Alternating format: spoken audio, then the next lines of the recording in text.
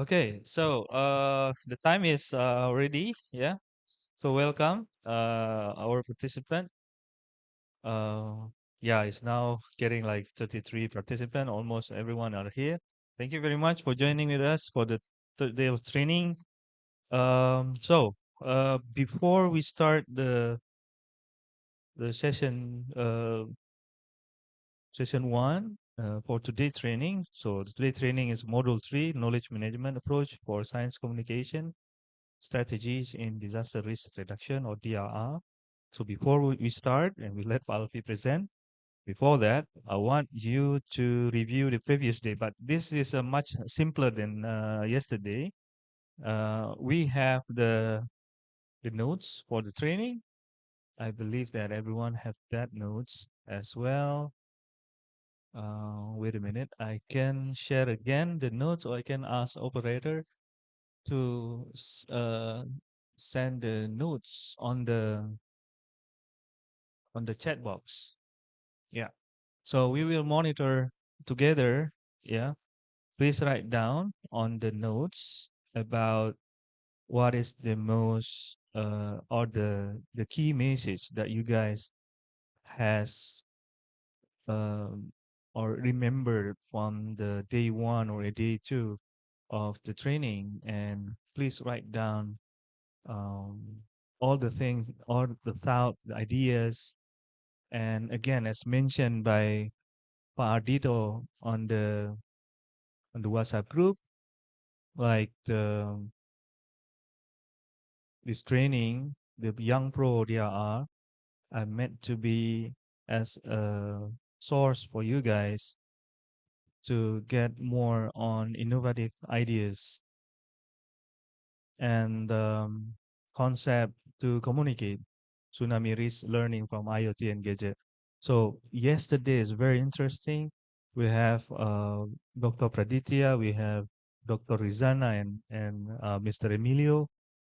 I'm the one that I have yesterday is those innovative ideas being brought out in various channel of science communications, and most of it is shown as creative ideas. So this is the one that are really important that I saw yesterday. However, what is your idea from the yesterday training, and what is the most important things that you got from the yesterday? Please write down on the training diary that we already copied to the chat box. Yeah, so we have about 10 minutes, then I can also read uh, your ideas that you have been write down on the yesterday. So please, yeah, please, we have about 10 minutes for those, and then we will have Alfie to present.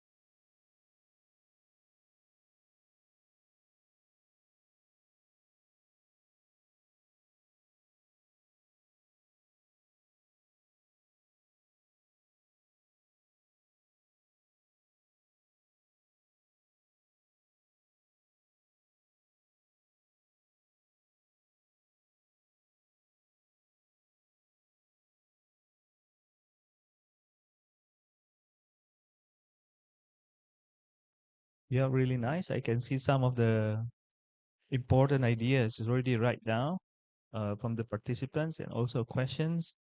Yes, please welcome if you have questions that you doesn't have any chance from yesterday training or the day one training. You can also write down all of those questions in this diary, so we can again we can discuss with the mentors, and then they will give the comments in the same document that you guys are writing right now. So it's very important. You can write everything that you think have not been discussed. So it is a really important part of the science communication that everyone should knows about. And the idea is also that you feel is very important from the yesterday um, training related to science communication.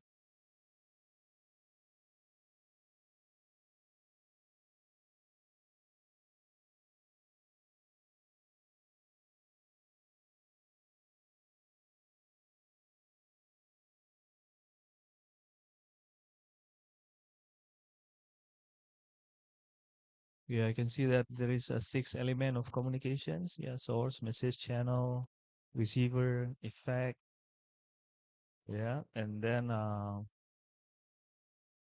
various media can be used for DRR campaign. However, we need to consider six elements as well as the society, the group of the society, which group that we want to approach. And then the culture, yeah, the culture to one of the communications. That's really nice. Ah, this one. Which risk communication media have the best impact? Mm-hmm. What about the barriers, like the language barrier, right? Yesterday, yeah.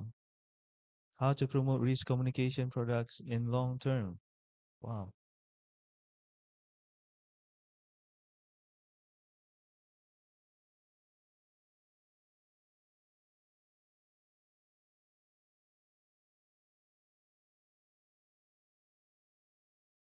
Yeah, to make it up as a sustainable. Yesterday's discussion about the sustainable of this information on disaster risk reduction using this various channel of the communication, I think is very important as well.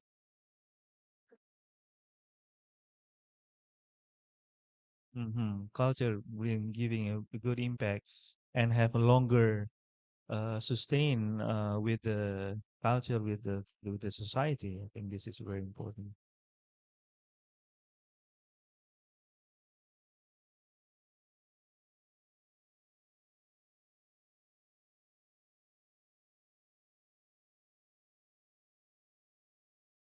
Oh yes, discussion about implementing the curriculum on the science communications was not that much discussed yesterday. I think these issues could be brought out today as well with Pak Alfi and Pak Arif. Because of the knowledge management, I think one of it, how we can maintain this information, the science communication on disaster risk reduction, being brought out to the wider community with the firm institutional work. I think from the implementation of the curriculum is pretty solid idea in that one. hmm Some questions have a lot as well. We can see that how to promote risk communication products in long term. People tend to forget the final products after the event ends, even though it is important to embrace the feedback and continuation of the product that already been designed. I think what approach we should do to engage with a public leader or a key person to implement the right strategy in DRI. This is this is a very difficult one. Yeah. What approaches we should do to engage with a public leader? Okay, okay, that's one that already said earlier.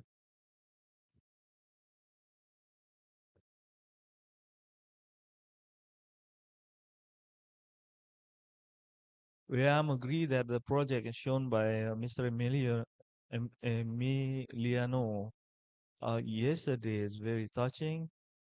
Uh, Give us more idea on how people think about the disaster and how people prepare on the event of the disaster. I think the idea that he brought out yesterday was a very, yeah, it's very nice, a very good one that we got more insightful of the how creative can bring this disaster risk reduction in such a very simple communications for those. So it's very nice to see Mr. Emiliano presentation yesterday.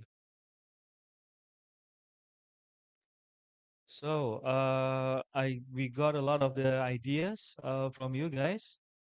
So if you have more, just keep writing, and we will again uh, check on this notes later on before we have the break. So I think now is the time for Falfi to share uh, his lecture today on the knowledge management approach for science communication strategies in disaster risk reduction or DRR. On the session one, the principle and key concept of knowledge management for science communication strategies in disaster risk reduction or DRR. So again, you can keep writing and then we will come back with these notes later on before the break. So I would like to welcome Pak Dr. Alfi to share his speech. Welcome, Pak Alfi. Okay, thank you very much, Pak Haikal, for the times. Um, Good morning, everyone, online and offline in here. First of all, let me introduce myself. My name is Alfi. I'm currently a researcher at the Tsunami and Disaster Mitigation Research Center in the cluster of Human Security and Knowledge Management. And also, I'm director of Research Center for Social and Cultural Studies, Universitas Syiah. And for today, I'm very happy because we will talk about knowledge management approach for science communication strategies in disaster reductions. That already mentions by Pak Haikal that you already get some insights and also information from the previous sessions that already delivered by many experts, Dr. Rizana, Dr. Praditya, and also Mr. Emilio. So I think this is sometimes very difficult for us to distinguish between what is disastrous communications and why, and the knowledge management is also important in disaster reduction. So I think it's depend on how we try to bring uh, that topic and how we try uh, yeah to capture uh, a little bit different because disaster rate communication focus on the communications, but in today topic we will focus to the knowledge. So the objective of these sessions, yeah, these modules, as you already probably read in our module, the first is to understand the principle and key concept of knowledge management in developing effective science communication strategies in disaster reduction. And the second, we will give you one of the practical example from the case of the small story in saving lives during the 2004 Indian Ocean tsunami. That's also one of practical example how we try to understand the development process of indigenous knowledge and how it can function as one of the very significant tool in disaster reduction and also in saving lives. In the session three, yeah, one of our expert in national expert national journalist, Mr. Arif will also share with us how to bring the complicated of science into the simple context of public, which means sometimes researchers or academic articles is a little bit difficult to read, to understand by a common public. But and then how we try to bring it more simplicity and more simple, and in hoping that the wide audience can understand and easily what is the important message from that products. So from now, I just try to give in the model 3 in the session 1. Next, please. Oh, I have, yeah, sorry. Sorry.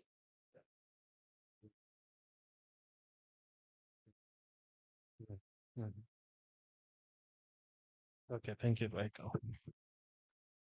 Yeah, in the session 1, we tried to talk about the principles and key concepts of knowledge and also knowledge management for science communication strategies in disaster reductions.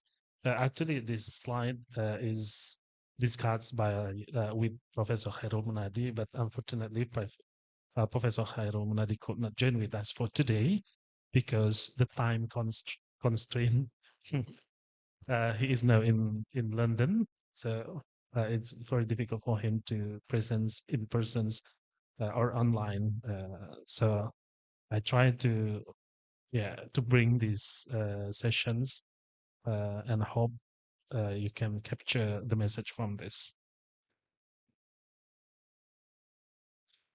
Okay, this is some of the content that we will discuss for today. First, context, and then the second, brief introductions to knowledge management and what is knowledge hierarchy. And we also discuss about tacit and explicit knowledge, and also some of scientific or local knowledge. Try to see the SECHI process proposed by Nonaka and also knowledge management process.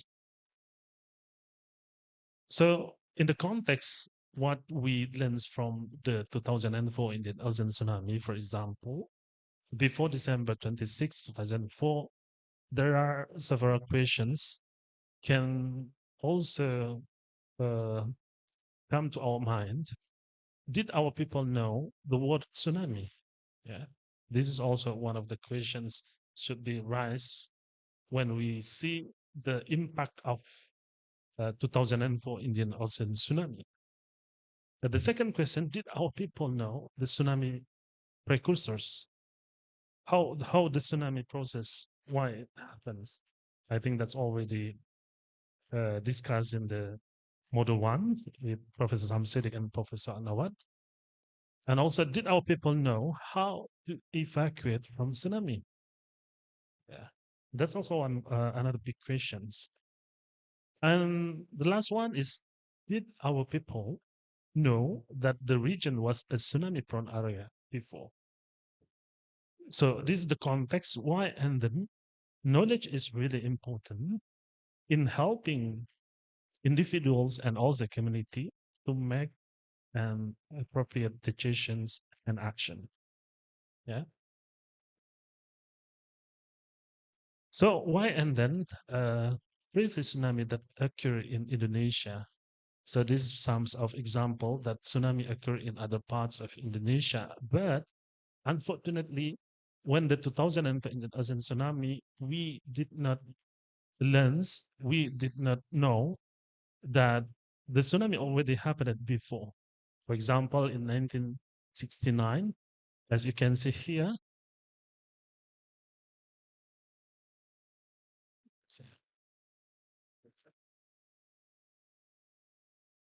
Okay. Uh,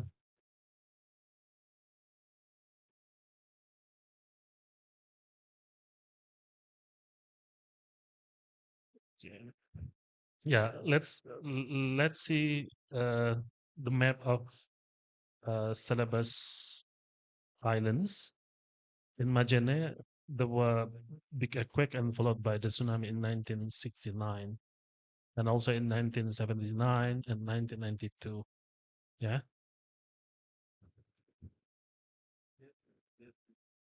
Oh, it's moving. Okay, good. Okay. For example, this article already published in 1995 in Spring of Nature. damaged the coastal villages due to the 1992 Flores Island earthquake and tsunami. So, but again, we have no, yeah, why? And then in the 2004, we did. It seems that we did not uh, get some lessons from that event. So this is also one of yeah. What I want to say in, I think I will discuss more detail in the sessions 2 in model 3. Yeah, in December, as we know, there were big earthquake followed by the tsunami.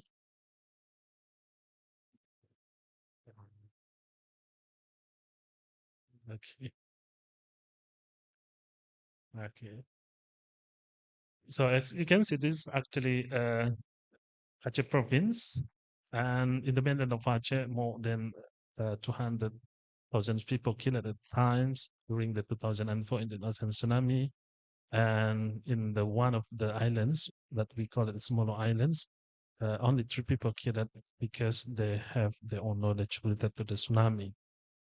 Uh, they have songs, they call it Nando, and some of the lyric of Nando contain disaster actions, how to save uh, ourselves when we see the phenomena. And also what uh, happened in the Kamaishi, yeah.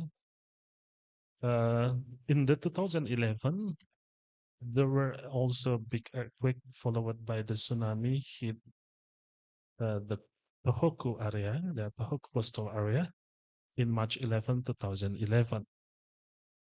And number of victims around 1,000 people. Yeah. But in the school, yeah, there were 2,900 kids, uh, 5 kids. Yeah, because they can save their life. And from these situations, yeah, one of the publications said that because they have a Tendenko traditions, or they already had a kind of a regular drill practiced in school since 2005. So after the 2004 Indian Ocean tsunami, some school decided to make a kind of regular drill practiced in school, and one of them a kind of joint initiative with Gunma University. And this is why, and then they know where to go, where to save lives, where need to evacuate themselves when the Great East Japan tsunami occurred.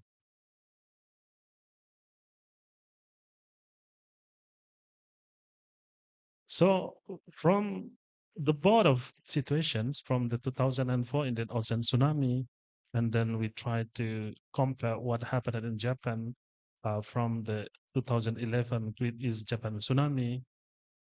At least in the context of knowledge, we can find of some challenges. Knowledge internalizations. Yeah. In the case of Aceh, for example, why in the mainland of Aceh there were many victims? There were many more than 200,000 people killed. Yeah. Why? And then why in the small islands most of the people could save their lives? Yeah.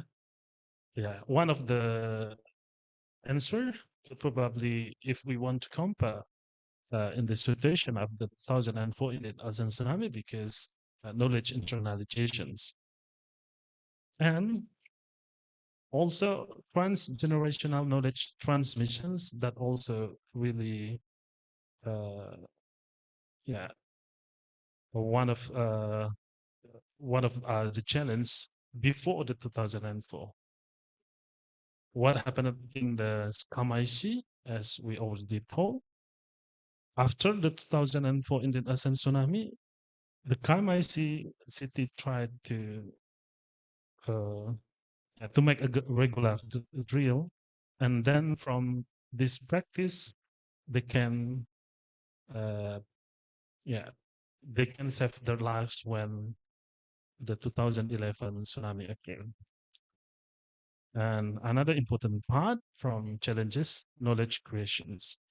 So in these challenges, we can, yeah, see how the knowledge management can also have a good contribution in disaster reduction.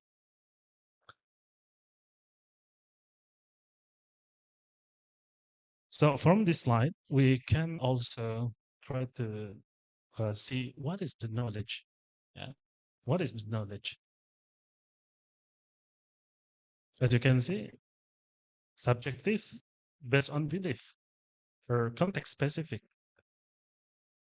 If we see in process relations, the knowledge can define as or created in social interactions. Yeah. But in the context of society, we can see or define the knowledge as a dynamic human process of justifying personal belief towards the truth. Yeah. So this is a simple definition about the knowledge. And if we see the knowledge ladder, yeah, from data, and then we put meaning, we call it the information. And then when the informations, we put the context, it will go to the next level that we call it as knowledge. And knowledge, we can divide it into two part, know what and know how. But the most important things, how we try to move into actions. Yeah. In previous presentations that are probably already presented by uh, previous speakers, and also based on some of research results that already conducted by some of researchers. One of the challenges after the 2004 Indian Ocean tsunami, for example, there were many disaster educations, IFO, disaster education strategies, how uh, many actors in disaster reduction tried to promote disaster education, how important disaster educations. But again, what happened in the 2012? It seems like we've still not prepared. Yeah, because we already gain our knowledge, but we stuck in action. Yeah, it seems that we stuck in actions. So this is uh, another gap. If we want to know in more detail how we try to go to the next step from the knowledge into action, and from that we can define, yeah, when the knowledge uh, yeah, could transfer, could manifest into decision and actions. Yeah, that's what we call it as resilience. We know what should we do. Yeah.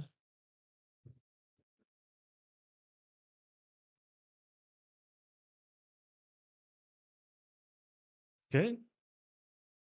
And in the context of knowledge management, knowledge is not substance waiting to be discovered and collected, but we have to active to get the knowledge itself. Knowledge is more than just a simple collection of information. Yeah, we need to discover it. So why? And then Nonaka tried to introduce the knowledge creations. We tried to he tried to describe about uh, the knowledge creation is very complicated way, but even though it's complicated, we still can identify which part from the knowledge creations can improve our life, yeah, in the context how we try to utilize knowledge, especially in disaster reduction strategies.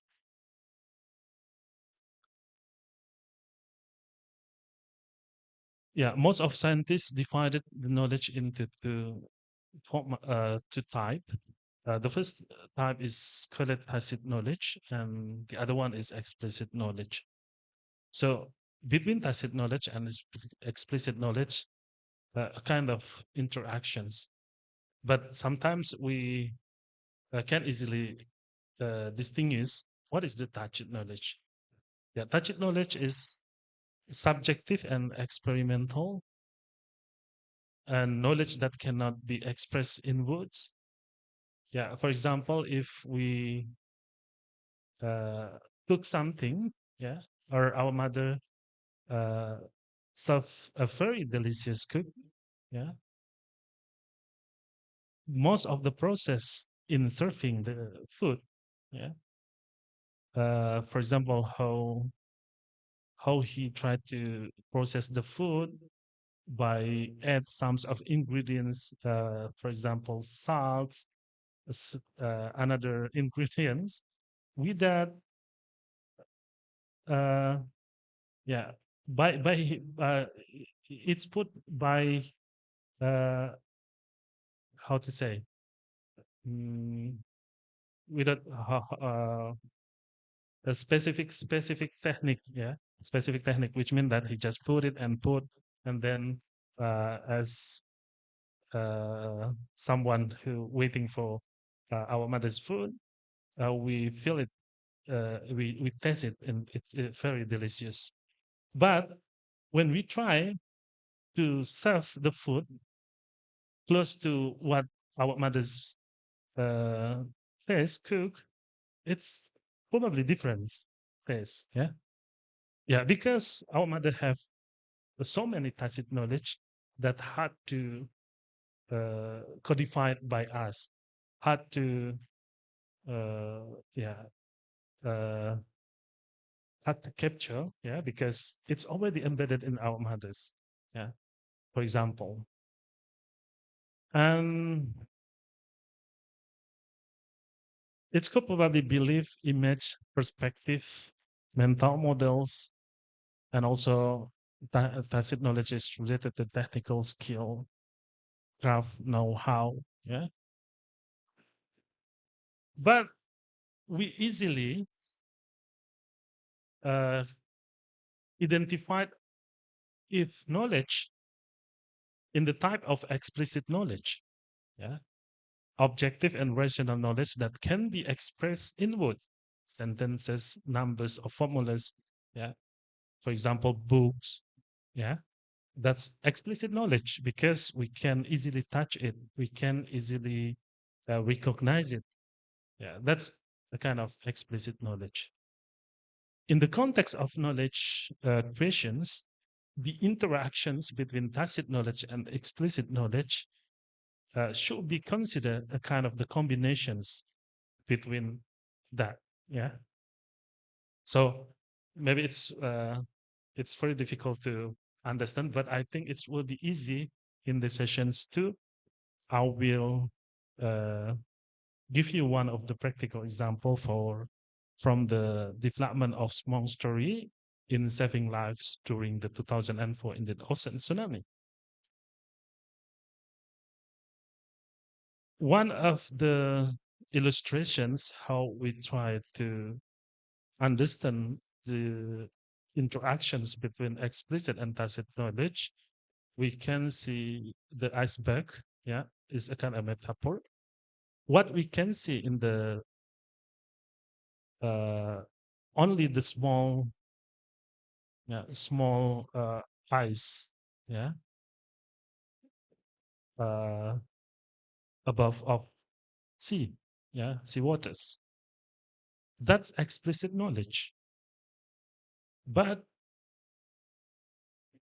there are another ice more bigger under the water that we call it tacit knowledge. So which means the tacit knowledge is bigger than explicit knowledge. Right?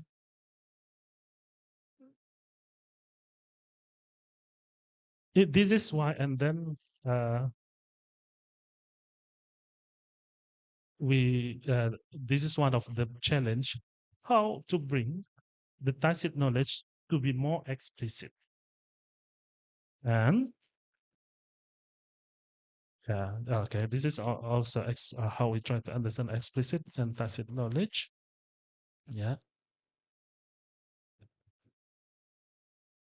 Okay. This is explicit knowledge and tacit knowledge. Tacit knowledge is personal, context specific, difficult to formalize, difficult to communicate, more difficult to transfer. And then both of explicit and tacit knowledge, yeah, this is functional guide actions and inform decisions. We use both of these type of knowledge in our lives. Explicit knowledge is packaged, easily codified, communicable, transferable, can be expressed in formal yeah, shared language. Yeah. In the context of, again, in the context of knowledge guides, action, and information, this is a kind of combinations between tacit knowledge and explicit knowledge. And also, we try to bring, yeah, we try to bring tacit knowledge, how to bring tacit knowledge to be more, to be explicit, to be more explicit. This is why, and then Nonaka tried to make a kind of formulations about knowledge creation in Sechi model or Sechi process. Nonaka tried to divide it into uh, four process that called Sechi, yeah, socialization, externalizations, combination, and internalization. And also the Sechi model tried to describe about the interactions between tacit and explicit. So for example, we start from the socializations. This is a kind of the interactions between individual in tacit area. Yeah. Yeah. The first one is perceiving reality as it is, and then sensing and empathizing with others and the environment, and the knowledge is transferred. Yeah. So, but in the context of tacit and tacit, and after that, when tacit tried to interact with the more explicit, the Nonaka call it as externalizations. Yeah, uh, not only interactions between individual to individual, but also in group, yeah? Which means that articulating tacit knowledge through dialogue and reflection. Yeah.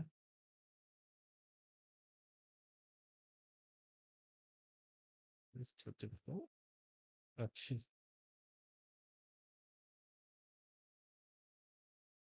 Okay. As you can see, number four, articulating tacit knowledge using symbolic language. Yeah. And then five, translating tacit knowledge into a concept or a prototype. And the next step from Sechi process is combinations between its influence group, yeah, in organizations. So it's already more explicit how to bring tacit to be more explicit, gathering and integrating explicit knowledge. So it's already in the systemizing and applying explicit knowledge and informations, and also breaking down the concept and finding relationship among the concept.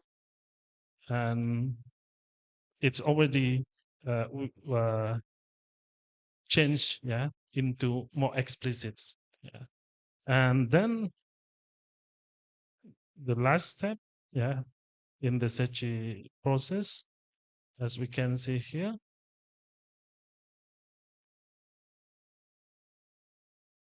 Yeah, from explicit to tacit knowledge. Yeah, learning and acquiring new tacit knowledge in practice, which embodying explicit knowledge took action and reflection, and using stimulation experiment, which means that this is a kind of the spiral, just like this. It will start again from tacit, which means from tacit knowledge into explicit, it will go to tacit again.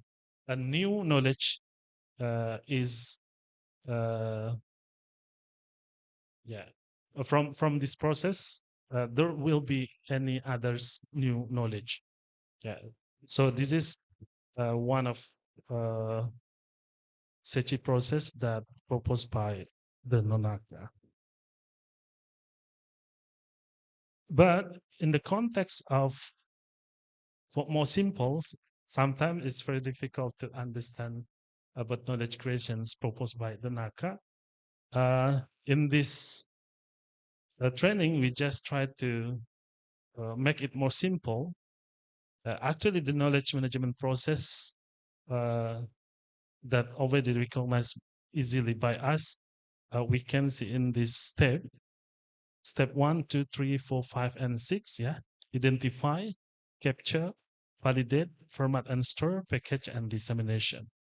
Yeah, we try to identify what kind of the knowledge, and then from the identification of knowledge, we need to capture which which part of the identification process uh, that we need to consent to move to the next step, that's validate.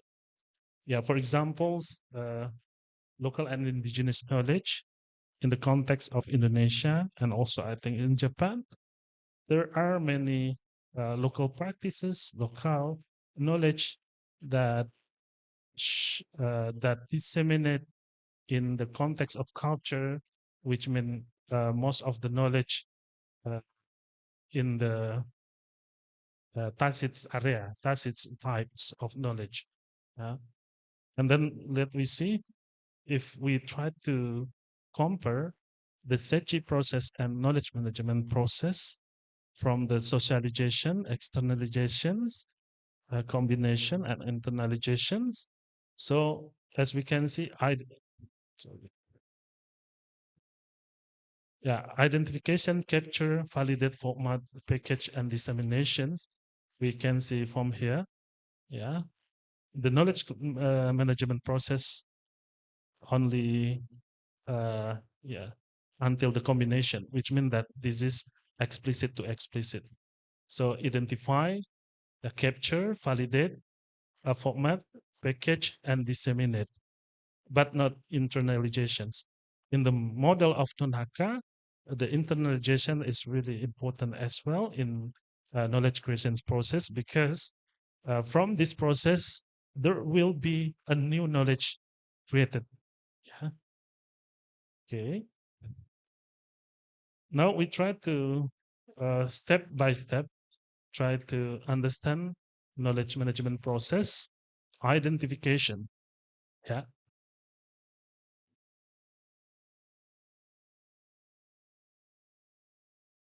Yeah, this is again uh sorry. Yeah, identification is a process for uh we try to identify sums of experiences and lesson learned, and then from that we need to capture. Yeah, capture your experience and that of your peers. For example, we try to discuss with our peers. Yeah, and then we also can capture knowledge that has already been recorded in what we call it explicit knowledge. But when we try to capture knowledge by discussing any kind of topic with our friends, that what we call it tacit knowledge. Yeah. And this again, step one, identification. what needs to be identified? We need to identify which part from the knowledge is tacit knowledge, our knowledge based on experience that put organization or operation at risk if lost, allow the organization to perform better. Yeah, this is also uh, step one. Yeah, sorry. And we also can ask an expert, yeah, somebody who has prolonged or intense experience to practice in a particular field, and who identifies what is what sharing. Yeah, maybe we can uh, get the informations, yeah, from expert, and also the person tasked with capturing relevant knowledge, or our friends, managers, business partners, etc. And we can also use identifications tools: what, who, why, how, when, and where. And this is some of capturing criteria. If our capturing process relevant, if it well defined, recordable, shareable, repeatable, on topic, what? So for example, yeah, this is uh, this is the process of identify. And then the second one is capturing, a step-by-step process for systematic capturing of operational experiences and lesson learned.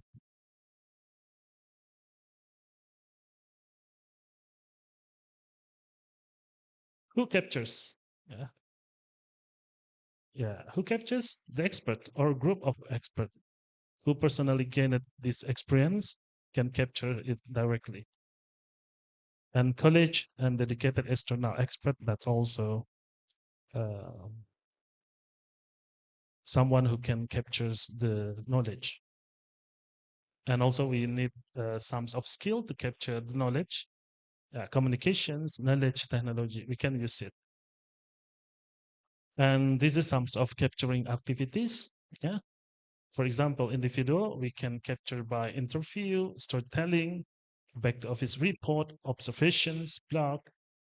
And also we can capture by collaborating, capturing activities, for example, focus group, yeah, after action review, how to guide, uh, collaborative workspace, yeah, webinar, forum, community of practice, etc. So this is some of example capture activity. And the next step is validations, because when we already capture some of information from the field, we need to validate whether most of the capturings materials related to what we want. So validations, who will review? Yeah, it can probably management review, validations committee, external expert review, self review, peer review, etc. So we can also need to validate some of the informations of knowledge that already capturing in the step two.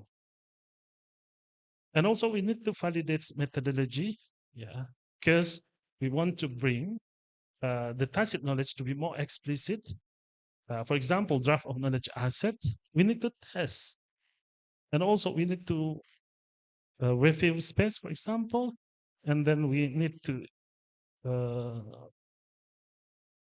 yeah, what is the criteria base and outer interview. And after this process, it's clear. Yeah, this is validation of methodology in this context. And this is also validation criteria. Yeah, is the operational experience or lessons learned valuable? Is the content correct? Is it presented or not? Yeah, I think this very you can read in uh, this informations in the slide that already shared in our e-learning, I think. And the next step is formatting. After validation, we need to format. Yeah. What kind of what is the formatting? Yeah. tuning capture content in a standardized format that is shareable, and presentable. That's what we call is knowledge assets. Uh, for example, we want to share it as a digital library of distinct knowledge assets based on actual operation experiences to inform rapid decisions making and learning. For example, yeah. So Mount Kalut experience on relocation, for example, Mount Sinabung experience on relocations. This is what we call it. We want to format it in a digital library. And why is formatting needed? Yeah. Uh, because the narrative of knowledge asset should uh, structured, easily codified by audience. Yeah. Yeah. For example, context and challenge, solution and action undertaken, result, lesson learned, and recommendation. So this is also some of descriptions, yeah, from the format, yeah, that we want to, before we disseminate it into the wide public, and we start the storage system. And then the step 5 is package and use. Packaging, yeah, how can knowledge object be used, adapted, and combined to create knowledge and learning product. And the last one in the knowledge management process is dissemination. Yeah. Uh, and, and the last one, evaluate and update. Yeah. So I think this is a little bit difficult to understand because very conceptual about knowledge. But in this session, uh, we just want to share how and the knowledge, the type of knowledge can, the process, how to bring the tacit knowledge into to be more explicit.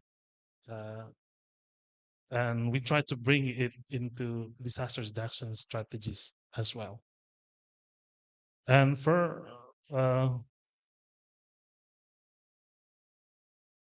this is already 11. I think we for this we have a break. So I think you can keep if I don't know. I have no any task for these sessions because for the next sessions we will discuss in more practical to understand how the development process of knowledge in the case of the small story.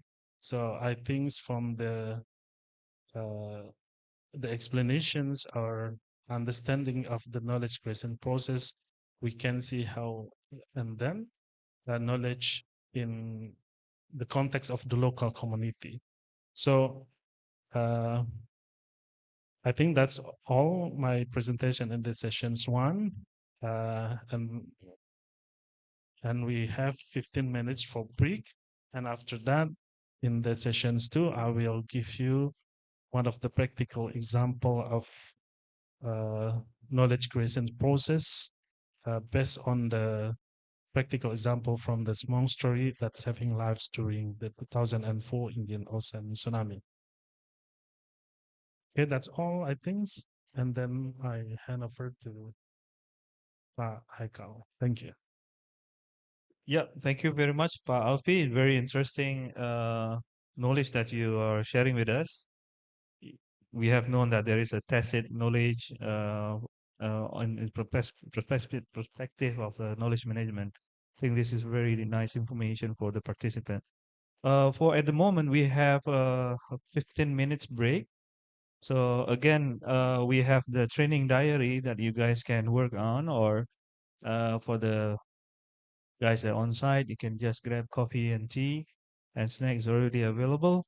For those are in the Zoom, yeah, please grab your snack and tea as well. So, so we will back to you on 11:15, and you can keep working on the training notes, just welcome. And then we'll be back to you soon. Okay.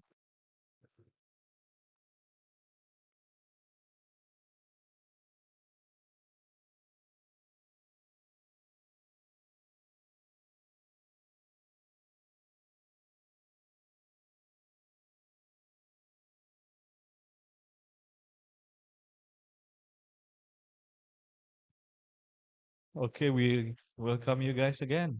Now we are on the session two, yeah, for today module three.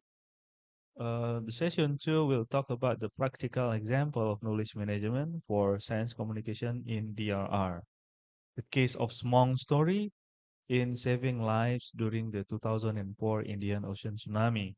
So as you know that in within the uh, module one and module two, all the mentors also indicate that this monk has a very large impact on the saving lives during the IoT. So now we will go deeper to know about this monk, and then we ask Dr. Alfi to present on this session too. Pak Dr. Alfi, the time is yours. Okay, thank you, Paikal. And now we try uh, to be more practical in the sessions too, in the topic of knowledge management approach for science communication strategies in disaster reductions. So this is a kind of the practical example of knowledge management for science communication, and there are a case of small story in saving lives during the 2004 Indian Ocean tsunami. So we will talk about the causalities of the 2004 Indian Ocean tsunami and the knowledge ladder and tacit versus explicit knowledge that already presented in the sessions one.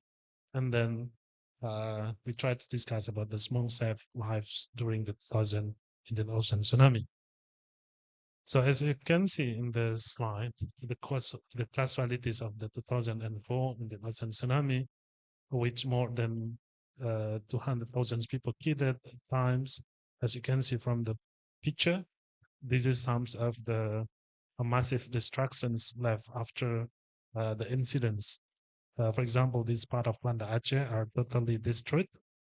Shop houses collapse into giant heaps of garbage.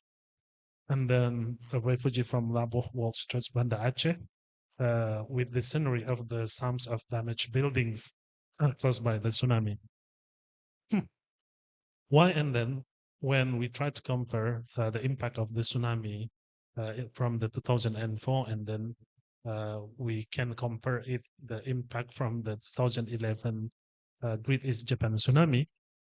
Uh, in the Great East Japan tsunami, even though both of the incidents quite similar in the time of the magnitude and also the massive wave, 15 until 30 meters tsunami wave reached the coastal lines. Why? And then the number of victims in Japan, less than 20,000 people killed. But if compared to what happened after 2004, more than 200,000. So it means that 10 times, I guess, if compared to the impact in the from the greatest Japan tsunami. So one of the reasons, because attributable to the lack of disaster information and knowledge on disaster reduction. So this is why, and then the knowledge is really important for us when, uh, when the incidents just like tsunami occur again. So before the 2004 Indian Ocean tsunami, many experts say that the knowledge about the tsunami is we could say we have no knowledge about that. Okay, so this is the causalities of the tsunami, and then this is the knowledge ladder already presented in this sessions one. Why? And then, as I mentioned before, from the uh, fact, from the data, informations, and the knowledge, know what, know how. But it seems like after this year, uh, 18 years, the 2004 Indian Ocean tsunami, we stuck in here because it's very difficult to gain the knowledge into actions. Yeah. Why is the existing knowledge not always applied or used appropriately? And why? And then communities know much more, but still lose the resilience. Yeah. And also, what happened last year, at the end of the last year in December, that the number of victims after the earthquake in Cianjur still in the high numbers. So it seems like we did not uh, learn anything, yeah, from the previous incidents. Again, this is tacit and explicit knowledge. Uh, how we try to bring the tacit into more explicit, yeah, because as is illustrated before in the previous sessions, how we try to describe that the tacit knowledge is bigger than explicit knowledge. But again, since the tacit knowledge is difficult to codify, it's difficult to see, it's difficult to understand, we need to bring the tacit knowledge to be more explicit. So this is one of the big challenges in the context of knowledge management. So again, I would like to give you one of the practical example from the small story in Samalu Islands. So as we can see here, the Samalu Island is located in the western part of Aceh province. If we want to reach these islands, we can have uh, a ferry from Malabo, from Labuan Haji, and also from Singkil.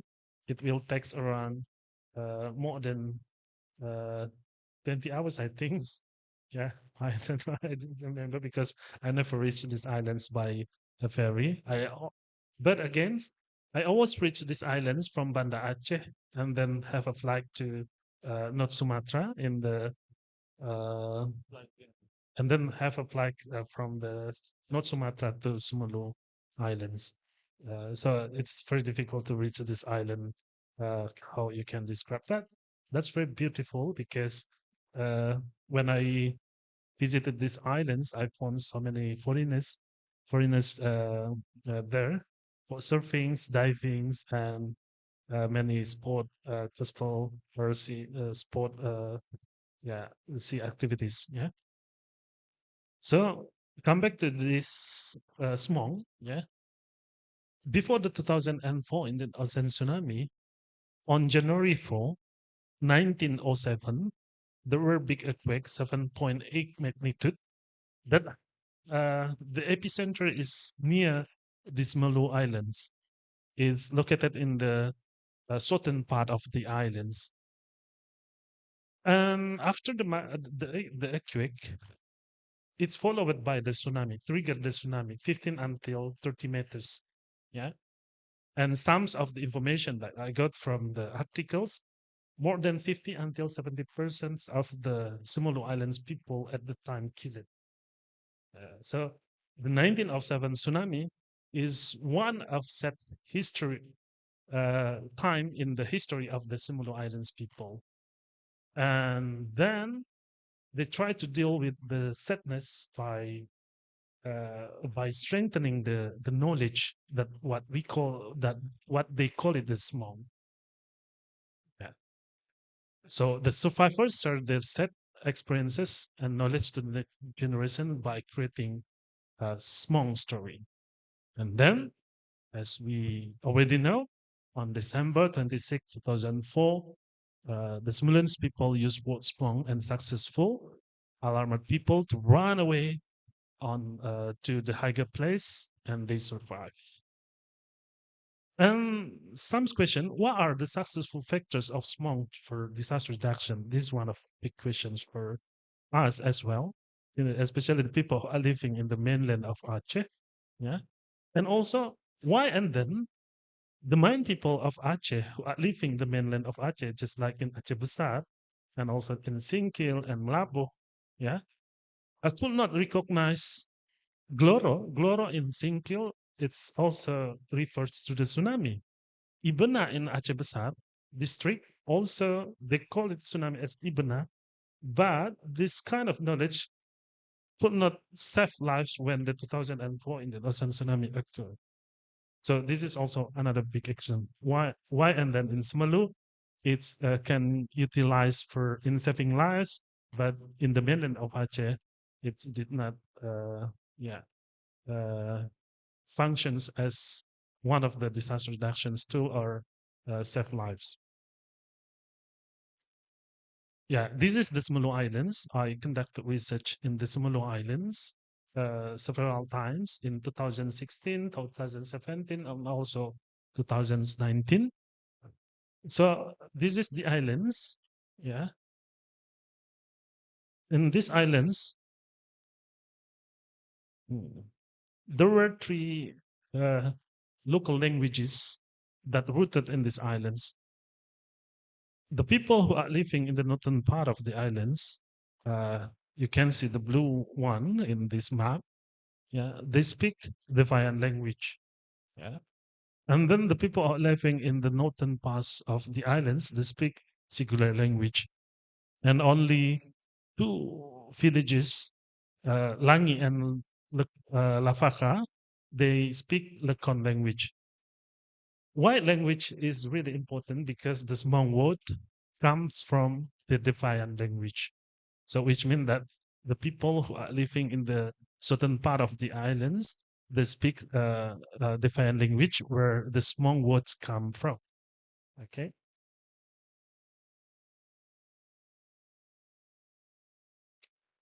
Okay. And then I tried to interview some of the people, but unfortunately, I did not find anyone who experienced the 1907 tsunami. But fortunately, I found some of my informants who got the small story, the 1907 tsunami, from the person who experienced the 1907 tsunami. So this is some of example. For example, in the northern part of the islands in Labuan Bajo, yeah, a female, 79 years old in Labuan Bajo village. Uh, Actually, she got the information about 1907 tsunami from the persons or uh, her parents who experienced 1907 tsunami. So she told me that the story began when the big earthquakes was followed by receding of seawater level and continuing until the big wave reached the land. And at the time, fish were floundering on the receded seawater after the big earthquake, and many villages were taking the fish. So she tried to describe about the situations that happened in 1907 tsunami. And then another story that I got from Salur. Salur is located here. Yeah. So in Salur, there is one of the oldest mosques. Yeah. Functioned for the oldest. Yeah. The oldest history of the Sumalu for prayings. Yeah. I interviewed one of uh, yeah males persons, 75 years old. He also got the information of 1907 tsunami from the persons who experienced the 1907 tsunami. He told me that the 1907 tsunami happened on Friday, yeah, when most of the men gathering in the mosque to perform Friday prayer. The name of the mosque is the Babu Salihin Mosque, was the biggest and the oldest mosque in the western Sumatra Islands at the time. And we had the pillar of it, Sandi Salapan in Bahasa, here, which was present from the Aceh Kingdom in the 17th century. And he thought that my grandfather told me if the big earthquake occurred, you must observe the level of seawater. If you find the seawater was receding, you have to go to the hill and please ask people to do the same way. So this is another story from the local people, how they try to describe the 1907 tsunami. Okay, this is one of Smong that's stored in Nafi Nafi. Nafi Nafi is actually is traditional channels, storytelling, storytelling, where the Smong is stored.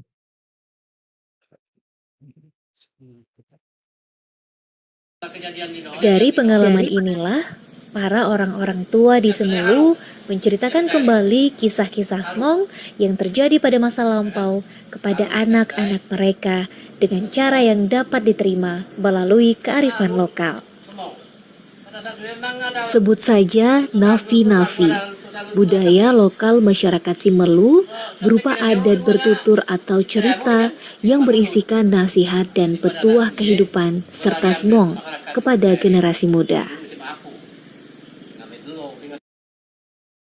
Okay, so actually this is Nafi Nafi. Nafi Nafi, which means that the oldest person tried to tell about the important the important event that happened in the past. And one of the important event in the past in the history of Sumalu is the tsunami in 1907. So the Nafi Nafi is not only tell about the tsunami, but also another story. And this is why, and then the Smong is transferred to the Simulans people, and they know what happened in 1907. Okay. So this is an example of small story of the tsunami risk from Nafi Nafi. Yeah, yeah. Maybe one of the oldest persons and try to call the youngest persons, and then he will talk about this is the story of our ancestors' experience that happened a long time ago, around year 7. They passed this story to us for remembering what had happened in the past as a reflection. A strong earthquake occurred and people cannot stand upright. People found the seawater was receding and fish were floundering on the beach. Unfortunately, many villagers ran to the beach to collect the fish. The big wave came from the sea and reached the land. The older person started shooting Smong repeatedly, but many people did not have much time to run up to the hill. We discovered that many people, buffaloes and chickens died, and some were stuck on the top of the tree, and some stranded on the hill, which was the height of 10 until 15 meters. So this is the message in the Smong story. But again, the story of Smong, in Nafi Nafi, when the big earthquake occurs, when the big earthquake occurs, immediately observe the changes of the seawater level at the beach or at the river. If you find the water receding, please be in a hurry to run away from the beach, and also please bring rice, sugar, knife, match, and clothes. And please remember this story and pass it to the next generation. So this is in the context of knowledge. Knowledge took the action. What should we do when we see the phenomenon? So this is after the 2004 Indonesian tsunami. Some the local tried to also extract the message from the Nafi Nafi that tells about the Smong into another channels, the traditional channel that they call it Nandong. This is one of Ngananga dan Nandong Enggelmon saola surito, Enggelmon saola surito. yang dari syair-syairnya bercerita tentang nasihat dan petuah, serta kisah kejadian Smong masa lampau untuk menjadi pelajaran bagaimana menghadapi gelombang besar yang sering disebut Smong oleh masyarakat Simelu.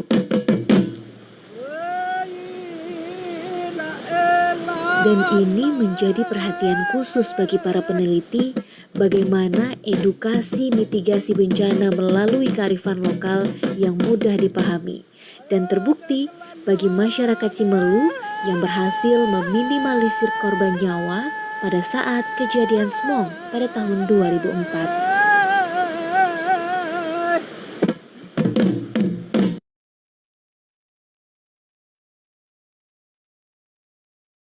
Channels in delivering the message of smog to the public, but this is actually after the 2004 Indonesian tsunami. So the local people or the Simulans people tried to to find another channels. Then they use the Nandong as one of the effective channels in keeping the knowledge of the smog. Dan And this is example of some small lyric to tell of the tsunami risk from Nandong. For example, Anggelmon Sacurito, please listen to this story. Yeah, Inang Masao se Monan, one day in the past, Manok Nop Saufano, a village was sinking. Wilah the Sasewan, that what had been told. Yeah, and but the most very interesting here that they call it the small dume mo. Small is your bad. And then Linon wa mo. Earthquake is your swing bed. And Eli kedang mo. Thunderstorm is your music. And kile suluk mo. Thunderlight is your lamp. So when I ask why, and then this lyric sometimes it's very interesting for me. Yeah. And then one of the local people taught me, when you prepare yourself, you no need to worry everything. Yeah? So we can play with the disaster. We can say small is your bad. So I think that's also very interesting in the local context. Why how they try to interact, accept, and adapt with the disaster. For example, for the tsunami. And the if yeah in here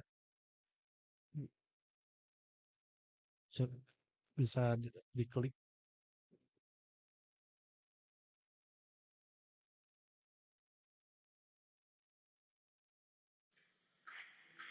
Yeah, so this is promoting, so in hoping to reach the young generation.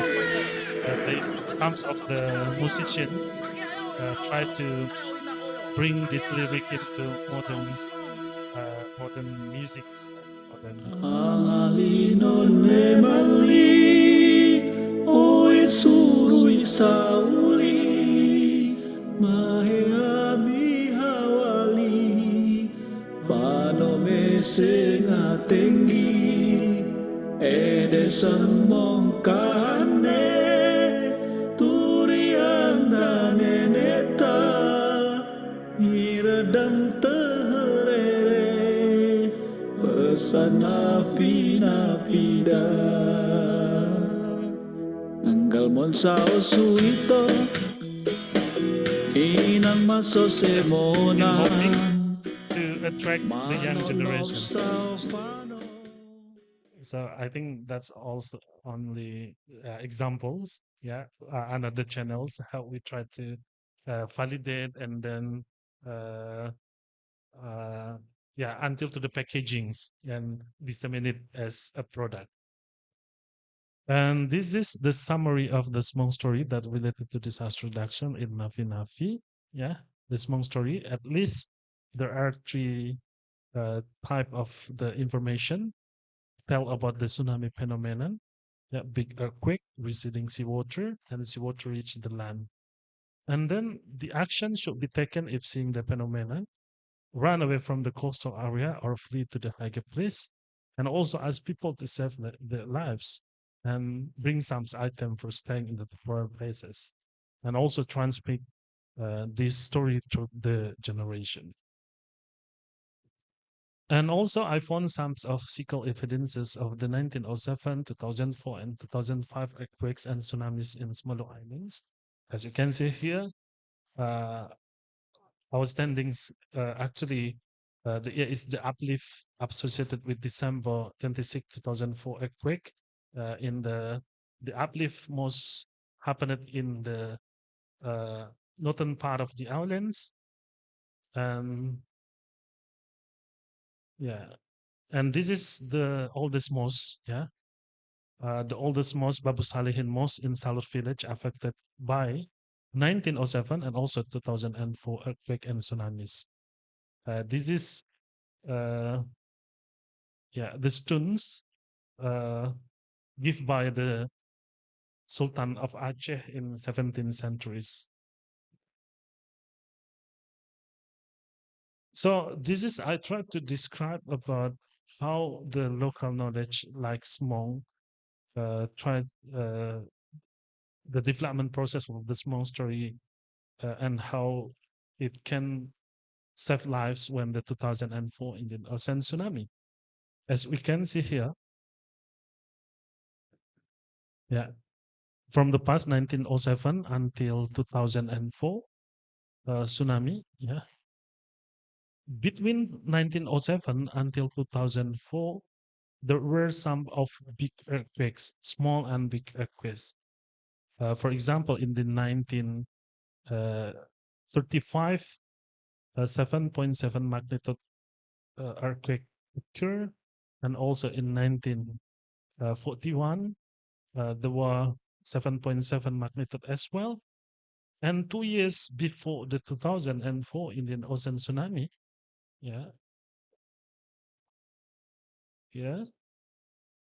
2002, there were 7.3 magnitude earthquake. And when that happened, the local people tried to observe of the sea level, and they did not find any changing of sea levels, and they decided to remain at their home. But again, 2 years after the 2002, there will be earthquake 9.2, and most of the people tried to observe of the changing of sea levels, and they found the receding of sea level, and then suddenly they can they saw the smog, which means that most of the people should run away from the coastal because the smog will occur. So from this experience, tsunami experience with losses of life, especially in 1907, and they try to get some of lesson learned inside. And this is traditionally how we try to understand in the context of knowledge process. Some retrieved, perceived, stored, transmitted, used, refined, and there's some probably forgotten.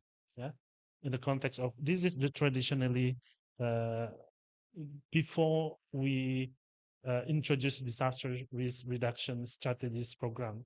And after the 2004 Indian Ocean tsunami, many organizations, government and non-government organizations tried to introduce a new perspective of disaster reductions by giving what we already recognize now, a risk, hazard, vulnerability, and the capacity. And we try to also uh, encourage the local people to use this perspective. But I think when we try to combine this approach, so I think that will help the small story to be more sustained in saving lives, or maybe we can get some of lesson learned to be replicate to another situations. So the success of story took the strengthening the community resilient, not only in during the disaster, but also in pre-disaster and post-disaster. And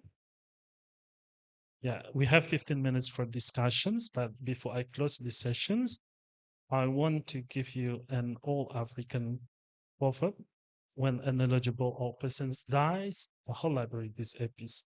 So actually, this is my informants, and several times ago I heard this is the name of this is Nenek Rukia. She just passed away last year, I think. Last year. So which means that we need to capture the knowledge from them to be more explicit. in hoping that this knowledge can sustain in helping anyone from to face maybe similar another situations. That's all. I think we have 15 minutes before we need to discuss. So if you have questions, please. Things. Yeah, you can raise hand. You can if you have any question from sessions 1 and also sessions 2. And also you can type if you have question.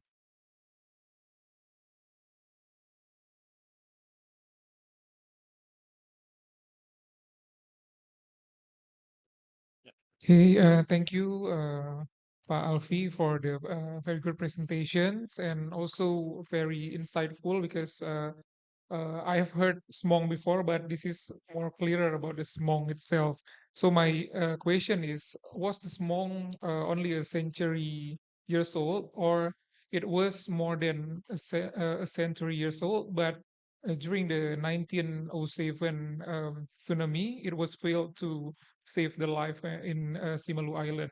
And also the second question is how to turn the smong itself into a more, a more applicative, like the youngsters in the slide, they try to recite the smong with the Achenese way, but can we just turn it into a pop culture? Because as we know that the culture itself have their own rule that we can't disobey. So is it okay, or can we just recite small into another creative way? Thank you. Okay, thank you, Pak Novala. Thank you for very very important questions because sometimes we this is one of my question as well. Just what you think, whether the small stories start from 1907 or all this than before. So I'm not touched in that uh, in that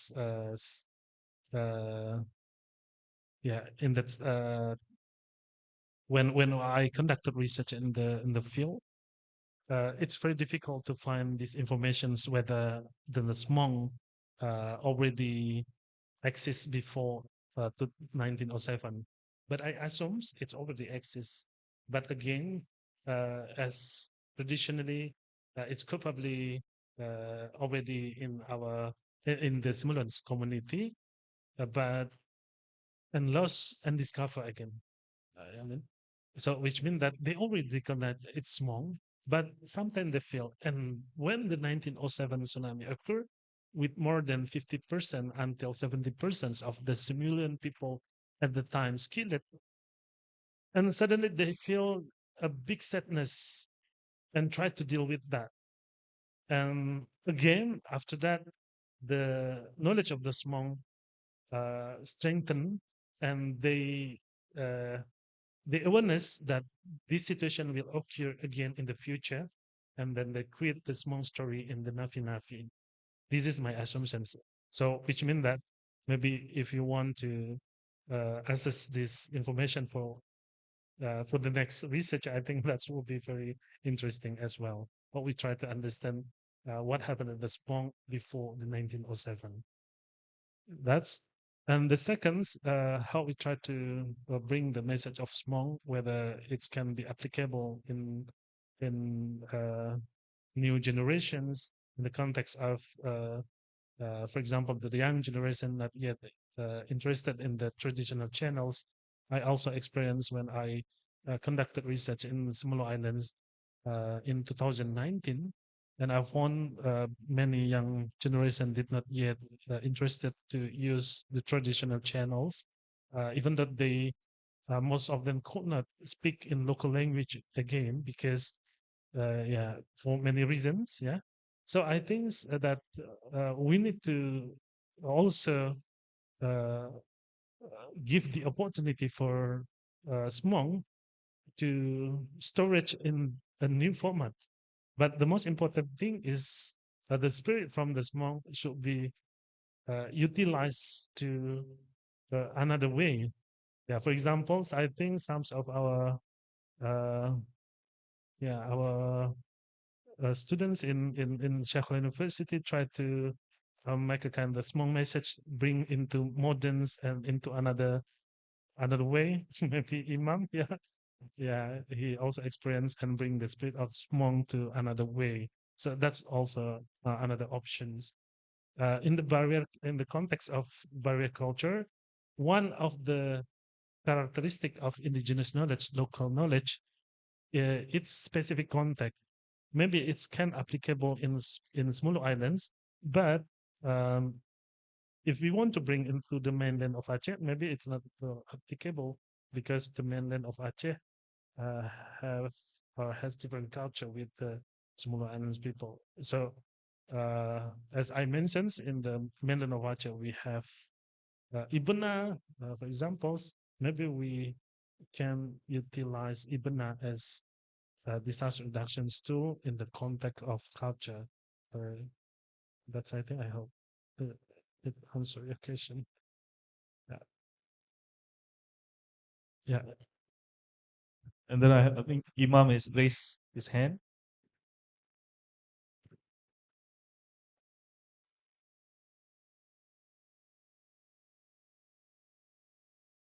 Okay, first of all, thank you very much, Mr. Alfi, for what a great presentation and information for us. Here, I would like to ask regarding the Ibna and Gloro. So, we, what, how much information that we have regarding this to indigenous knowledge, and what kind of channel do our ancestor use use this to deliver the message to younger generation? It's like in this Hmong we have song, poetry, and something like that. How about Ibuna and Guru? How much information do we have regarding this? Thank you. Yeah. Thank you very much, Imam, for the questions. That also another questions left in my research. Why and then Gloro in Singkil and also Ibana in Aceh Besar did not did not help people to save lives when the 2004 Indonesian tsunami. But I tried to analyze it a bit with a very simple analysis because it's also difficult uh, to find some of the accurate information about Ibana and also Gloro. Yeah, for example, when we talk about the Ibana, I just heard about Ibana after the 2004 Indonesian tsunami. I did not heard Ibana before. So, and then some of uh, our college hold that Ibana in the one of the manuscript, which means that it's very elite knowledge, not uh, as a common knowledge for people. So maybe only know by some specific persons, for example, knowledgeable persons only, not disseminated easily for people. And then the message in Ibana is not like small because the small is clear, a big effect receding as seawater and seawater reaching the land, and what you should do when you see the phenomena, run away from the coastal or run away to the higher place. So Ibana Ibana, the great water. How to translate Ibana in Bahasa in English? But great wave, for example. So it's not clear. It's maybe very philosoph. Yeah, sudden wave, Ibana, sudden wave, yeah, something like that. Or Gloro as well. Gloro is only recognized as maybe in Bahasa Indonesia we call it Glora. Glora is uh, yeah mengamuk ya. How to yeah, Glora is yeah a big wave or as well if we can translate in English. But again, it's not common knowledge in the people. Why? And then the Gloro knowledge, I think, yeah, uh, the development process of knowledge to the community, it's different with what already have in this modern people. But I think in the current situations, we can extract again the spirit from this monk, and we can try to find some of the lesson learned from Gloro and also Ibana, and bring the explicit, the tacit to be explicit, to be more, how to say, uh, yeah, attract. We need to decide which are target audience that we want to access. Yeah, what already mentioned in the previous module in disaster risk communications. Yeah, disaster risk communications. So I think the many parts. But again, I have not much information about Loro and Ibuna. But again, if you are interested to continue the research, I think it's also will be great and will be very yeah, very useful. That's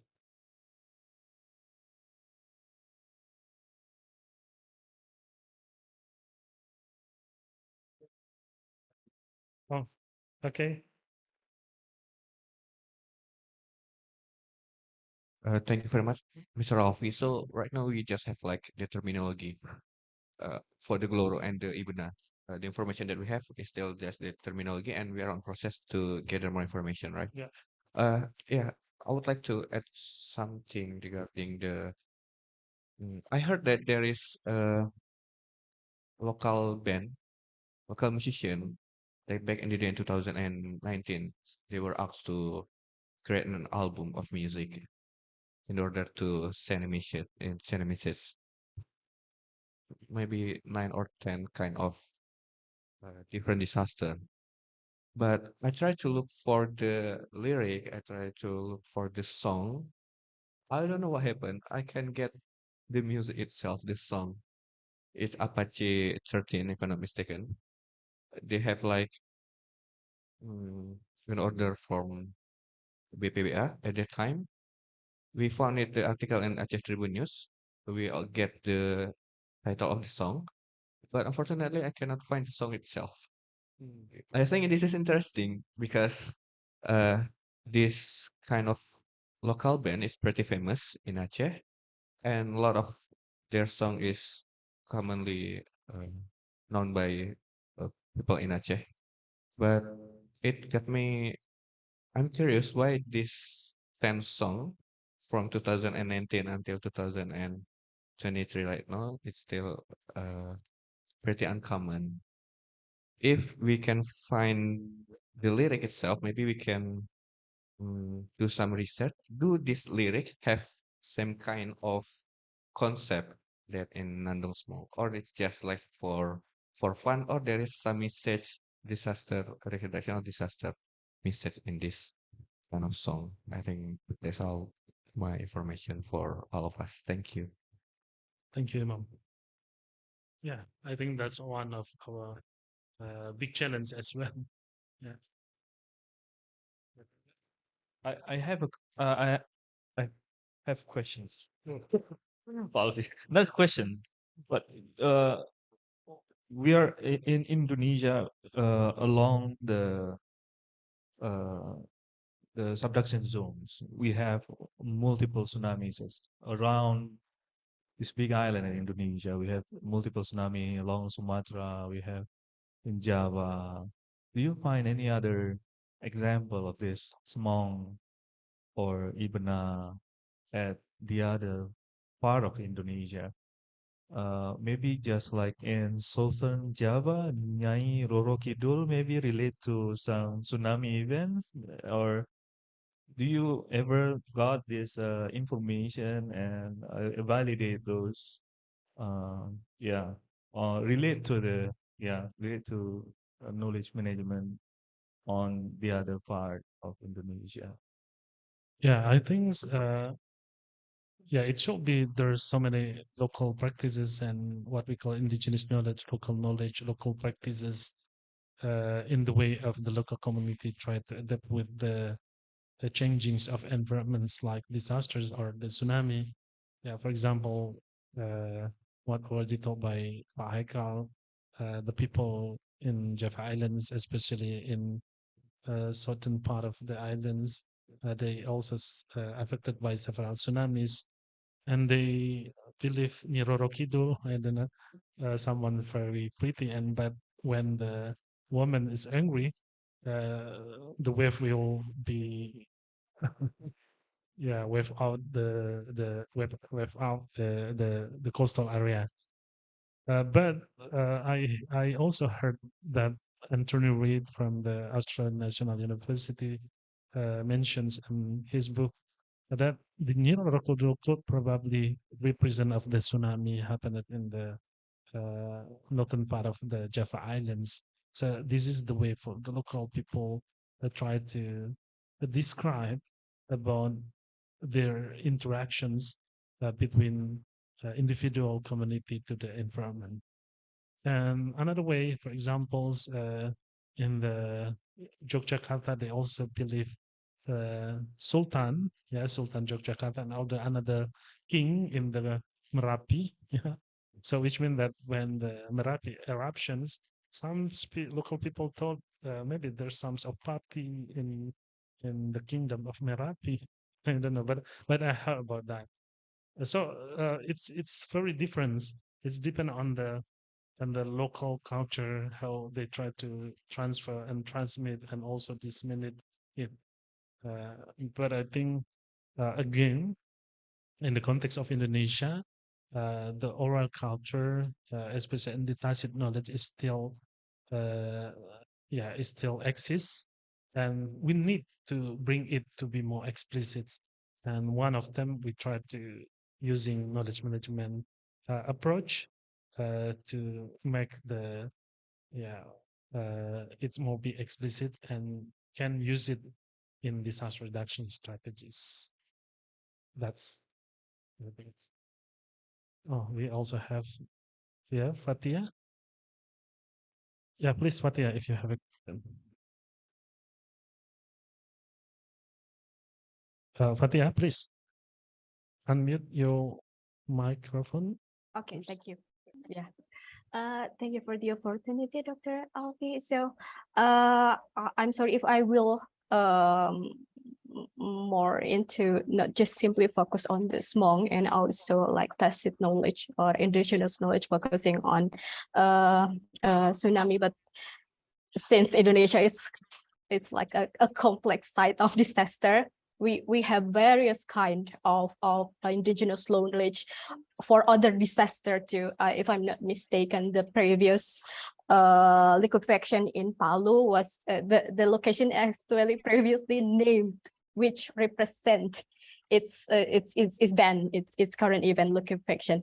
So with the various type of indigenous knowledge, and we have Hmong, we have like traditional song, we have traditional name, we have traditional practice too, and so on. What kind of method that you or what kind of a media that you thought like the best fit to make sure this kind of knowledge is sustainable, this kind of knowledge transferable? So because there is various type, there is song, there is probably just name, there's probably a map or folklore or a traditional story. So on those kind of ideas, so what kind of media that you thought will be suitable to capture this together? It will be suitable if we have this kind of database of indigenous knowledge digitalized and can be accessed in a longer time. Thank you, sir. Thank you, Fatia, for very insight ideas. I think what is the best. Then I think we if we thought the best, I think every channel should be options. Yeah, it's depend on the targeted audience that we need to access. Yeah, for examples, for the local people, they are not interested with the moderns. In the smaller island, there is still of traditional people. They still use the traditional way. They call it Nandong. I think Nandong is still applicable for some of a part of the people in these islands. But again, as we know, the information and technology influence many people. What we call it industrial revolution 4.0 affect many people, especially for young generations. As I mentioned, when I visited the islands, the young generation did not yet interested to use the traditional channels because they more influence social media. So I think that we also have to recognize that kind of the situation and choose the appropriate media to be transmit about the message from this monk. So, for example, TikTok. Maybe you already discussed about the social media, just like TikTok, Instagram, Twitter, etc., in hoping that it can attract many young generations to get some of insight from this monk or local or indigenous knowledge. But again, in the sustainability of the knowledge, as researchers of young scientists, just like you are and we are, and I think we need to also keep every knowledge that we can find from the field and storage it into one of I don't know, maybe one of repository or something like that, big data in kind of the data, and then it accessible for everyone by using and by surf by yeah, by provide any kind of informations uh, from uh, from the field, because most of the knowledge in the context of Indonesia we can categorize in tacit knowledge, and we try to bring it into this repository. And based on the Nunaka knowledge questions uh, proposed by the Nunaka, it's kind of the spiral.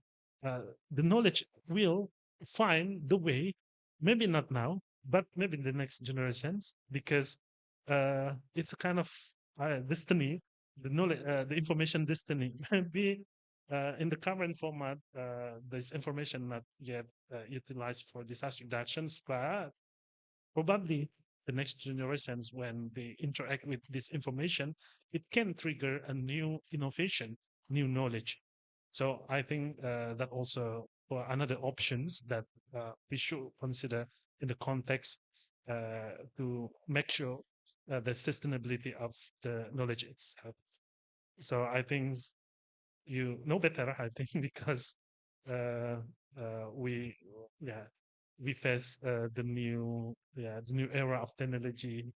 Sometimes the change of the technology and new technology is faster than we our readiness. So I think that's also one of we call it challenge. I don't know, but I think a big opportunity for us. Yeah, thank you.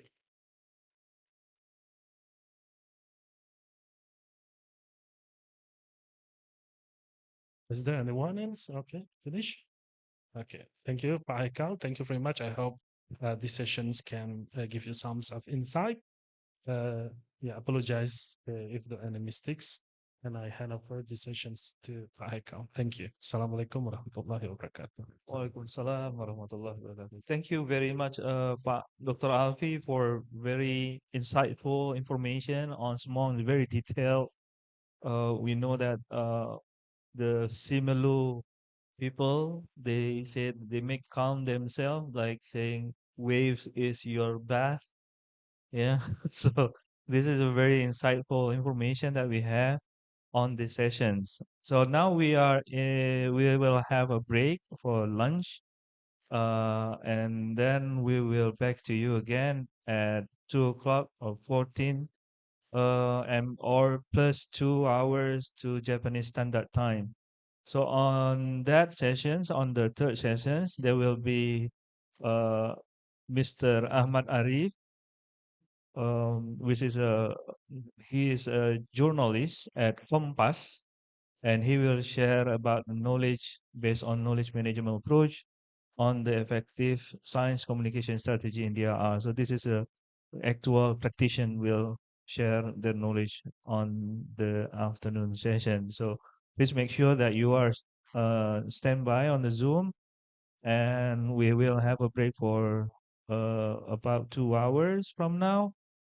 And if you want to say something, want to share any of your ideas and your thought, please go back to the training diary. You can write those question, information, and some other thing that you think is important. write at that documents. So see you again at 2 o'clock. But bye from me now. We see you at 14 or 2 o'clock or plus 2 hours in Japanese Standard Time. Assalamualaikum warahmatullahi wabarakatuh.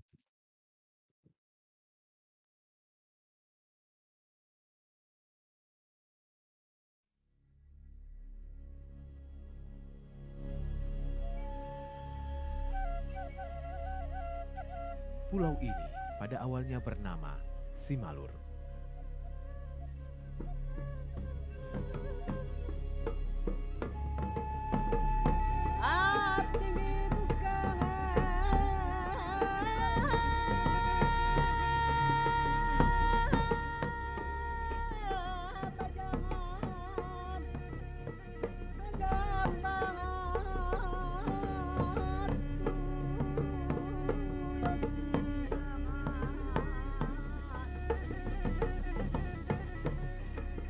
Penyebutan ini muncul berdasarkan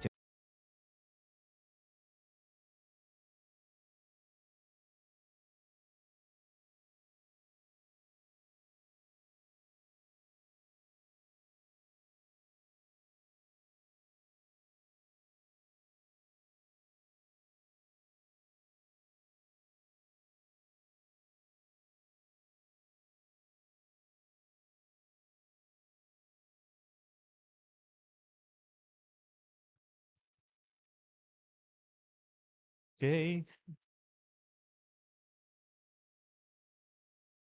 Yeah, please join back again at the Zoom. I need to call the participant again to join with us now.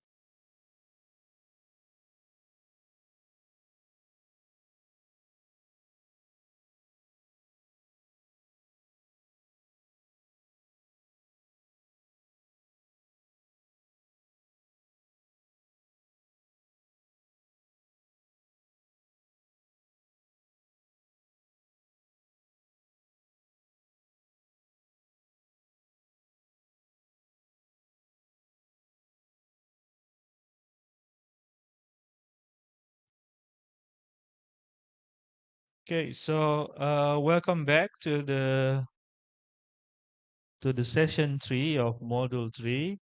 But before we hear the presentation from Mr. Ahmad Arif, yeah, I would like to ask the participant, uh, is everyone still have a problem to the e-learning?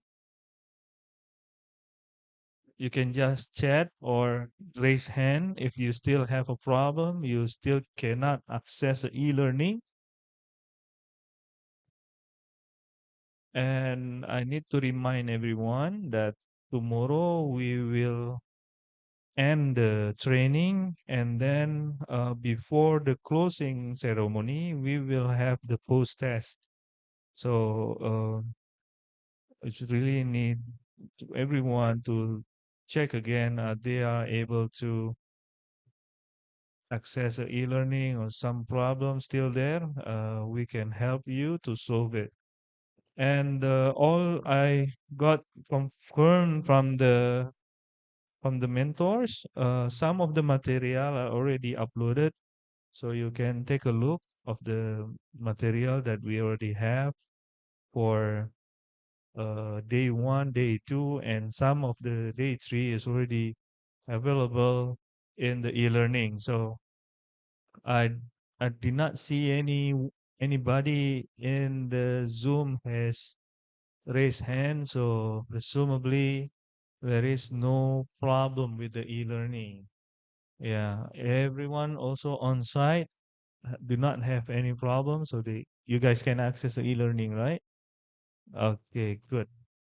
So we just got a call from Mr. Ahmad Arif that actually he is on the way to Balikpapan from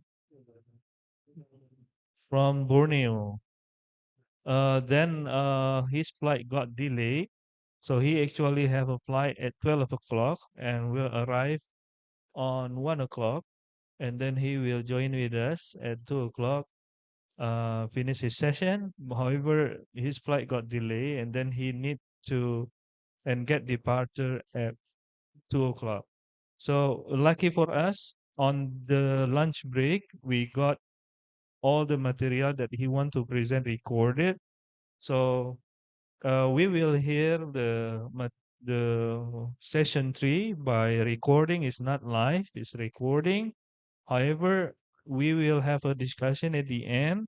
We still have Dr. Alfi here who can help to discuss about the questions with the participants. And again, you can write down on the training notes.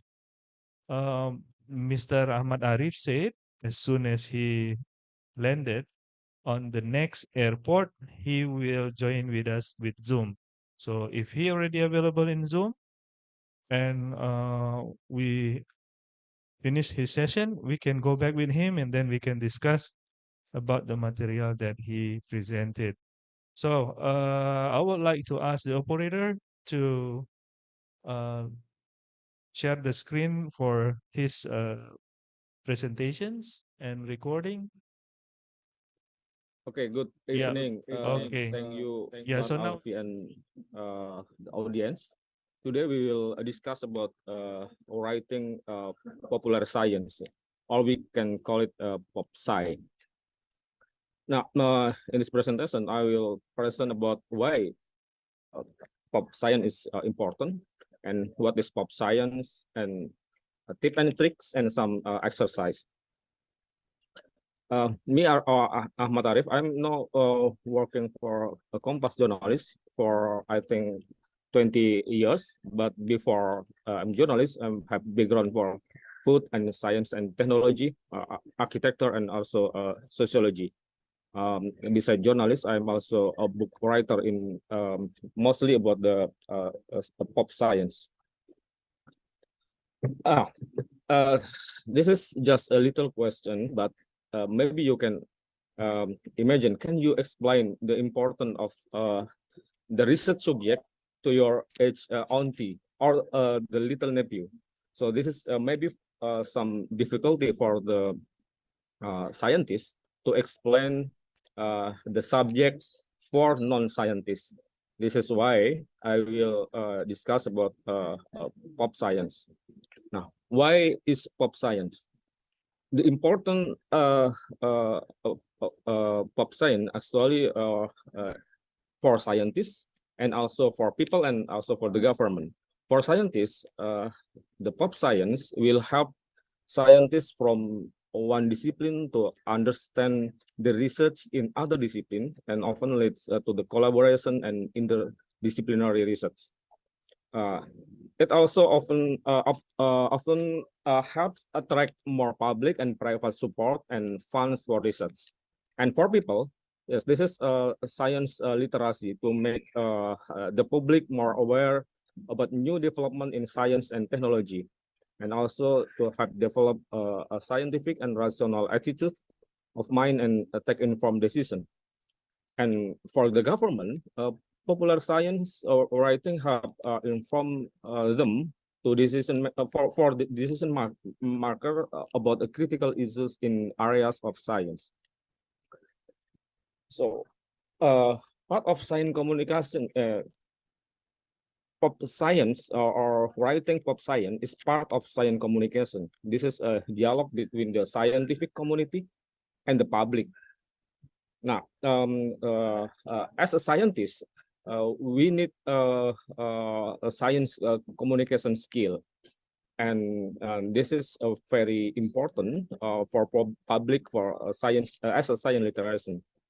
And the government is between public and scientists, and mostly the government and the public is can only read the popular science, not the scientific paper. It's quite interesting quotation from the Steiermark Warport, UK government chief scientist advisor. He said that science is not finished until it is communicated. So communicating science is part of job scientists actually.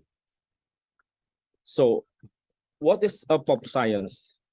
We will discuss about it. scientific and pop science is different actually. If we see the writer, scientific paper usually write by scientists, and pop science, scientists can also write an article of pop science, but journalists also can, mostly is scientific journalists. And about the reader is most important. We must recognize that for scientific paper, who read the article is also the scientist. But pop science or popular science, the reader is the general public, or sometimes it's a government. So this is a very different audience. And the content, it is why the content also the difference. For scientific paper, mostly is specific to target area. And the more detailed and full the primary data, the better. And pop science, more general and easy to understand. It is important to pay attention to the aspect of actuality. So actuality is one of the most important in pop science. And for the media, scientific article usually published in a journal or scientific paper or book, scientific book, but pop science can publish in mass media, social media, also blog, book, and etc. This is some example. Some institution like Art Observatory of Singapore, they have a quite good website there. They release about their recent results, but also they also have the blog for common people or for public to interpret their finding in the research to the public. So this is a kind of example how pop science is working. This is the other example. And in EOS or Art of Observatory of Singapore, the scientists are writing by themselves about the pop science. But like I said before, that also journalists, science journalists, can write the pop science from the article, scientific article, write by the scientists. This is just one example. When the scientists writing the article about the human origin in certain African paleo wetland and first migration, the science journalists write the pop science in their media, like in BBC, they write about the origin of human traced to Botswana, and also in Kompas, like I wrote before. Also, I wrote about that article to interpret the science matter to the public. This is a pop science. This is another example. In this work, I published 10 years ago. This is my collaboration with scientists. So sometimes journalists can collaborate with the scientists working in the field, and we write in different way. For scientists, they write a paper or scientific paper. For me, as journalist, I write for the public. I write about the Tambora, about the Toba, Krakatau, and everything about the geology, but for the popular public. But the data and the source is come from the scientists who work with me in the field. So this is the chapter about how we can write the pop science. So the festival, like I said before, the most important from the pop science is news spec or actuality. A news spec is what makes the story timely or newsworthy now.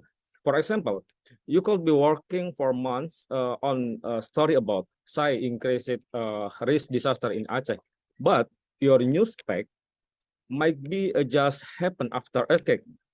So it will be an element of the story that makes it timely and important now. The reason why you wouldn't wait 2 weeks to run the story.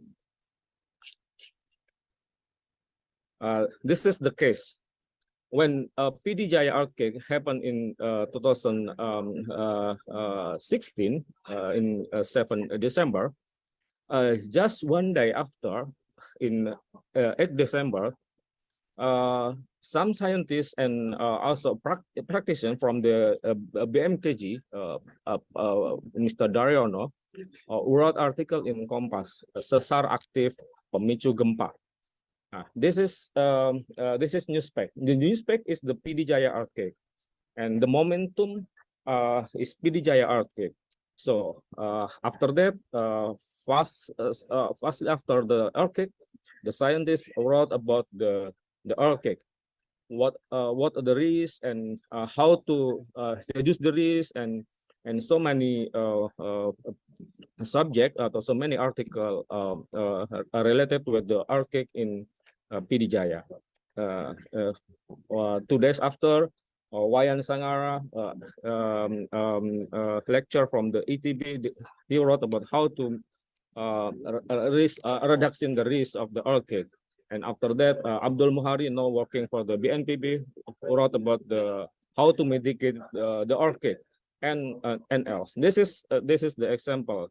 From one cases, one momentum, or one newspaper, we can write many articles. So after we got the momentum,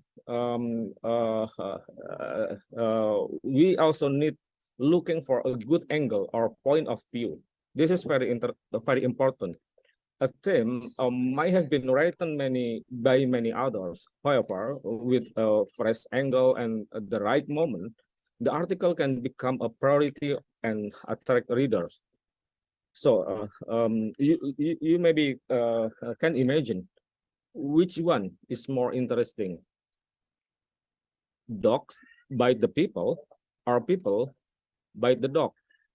Mostly, the reader more interest in people bite the dog. Why? Because they are more rarely and more not common. So mostly the angle, the good angle, is not common. So this is why we sometimes need to looking for a good point of view. So people will interest in that something new, something different, something like that. So this is the example. At the time when the PD earthquake happened in 2016, I wrote many articles in many angles. The first is about the rupture itself, in the new rupture in PD after earthquake, and also I wrote article about the traditional architecture in Aceh were resist in the earthquake, and also how to build new a building earthquake resistant, and many other articles. This is just a sample. So for scientists who want to write the pop science article, there are 4 principles you must learn. First, you must learn how to catchy title. Catchy title is very important. So try to persuade readers to read it. So the more interesting the title, the more people will interest in your article. And the second is get to the point. So write the most important first, such as a conclusion, consequence, and result. And third is write a brief the point. Try to identify what is the most interesting. And the fourth is avoid technical language. Avoid terminology that will only be understood by experts in your field. So this is the 4 principles. This is just a sample about the title. What is the catchy title or the interesting title? Like in National Geographic, this is one of the example of popular science. They write about the title is Planet or Plastic. So it's just quite short. Planet or plastic. So mostly the popular science title is quite short, not too long.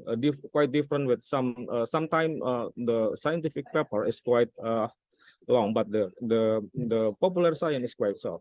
Like my article in years ago in Kompas, I only write just 3 words: semesta di tubuh, or microcosmic in our body, something like that. This is some example how to write the good title. There's so many technique you can learn by yourself, because it's time. This is another technique, and this is just example. And after the title, like I said before, one of the most important from the popular science is the one first paragraph. So the first paragraph in a popular science is very, very important. So you must try to learn how to write very concise and very clear and very interesting. What the most important in your article, you must write in the first paragraph. This is some example of the technique how to write one paragraph, or we sometimes we call it a lead or leader. So this is the first paragraph. You can try to look. This is some another technique. So this is some tips. So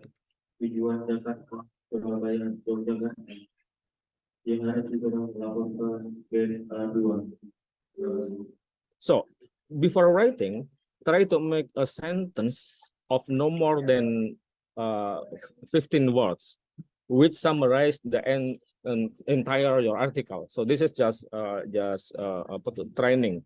This is the example. Before I write about the what is the cause by the flood in Semarang days ago. I try to write 15 words, more less than 10 words. Flash flood in Semarang were caused by the clearing of the protected forest.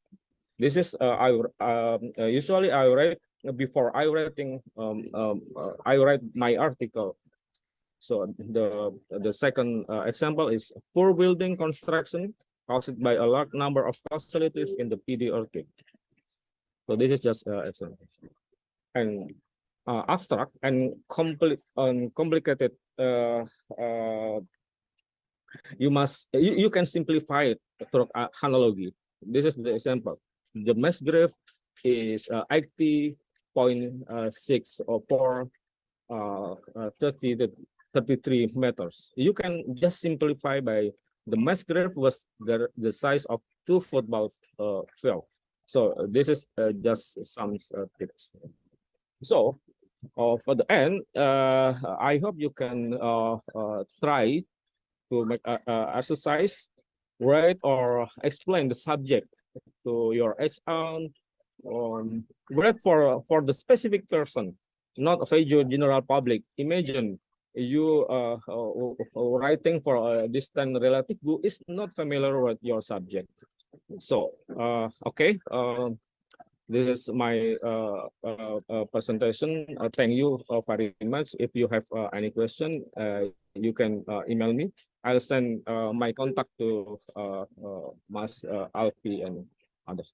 Thank you very much.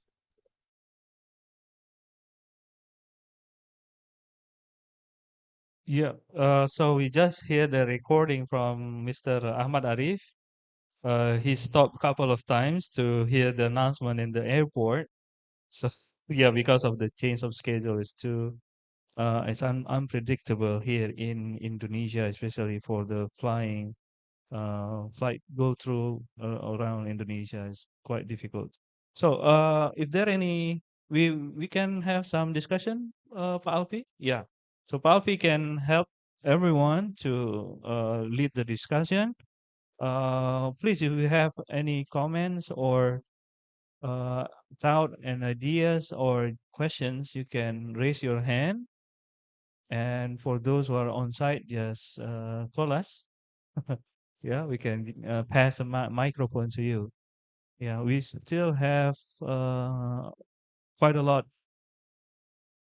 Yeah, it's about what 15 about yeah about 15 minutes. Yeah, we can have a discussion about 15 minutes before we end these sessions and then goes to next module.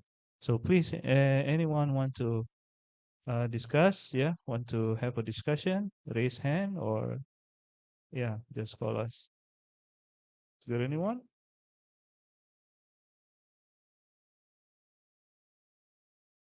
Yeah, we have Fatia from the online. Fatia, you have any questions or comments about the presentation that you just hear? Yes, thank you, Pak Eka. So Yeah, it's go ahead. very great, interesting session about how we deliver our scientific information into more readable, more acceptable to the society. And previously, Pak Arif, Mr. Arif, delivered like a 4 main idea or 4 main principal things how to deliver scientific information. We have to, if possible, we have to deliver in catchy title, get to the point, write briefly and to the point, and avoid technical language. However, we see recently, I believe that some journalists address the catchy title things in too far away or to focus on that thing, and sometimes demonize the actual meaning, or sometimes also change the actual meaning, the actual result, or the actual scientific result. So how to become quite balanced? We can attract the society through our catchy title, but also minimize the possibility of misleading information. I think that's it's quite difficult for us to determine how far it should be catchy, but still true to its meaning. Thank you, sir. I think this is a very good point to address, and I'm I totally agree that even some of the, especially the e-platform, the e-news, e-platform, e-paper, uh, seems like they just having this what it was that what's it called, clickbait. They want people to click on the news and then we read it, nothing there.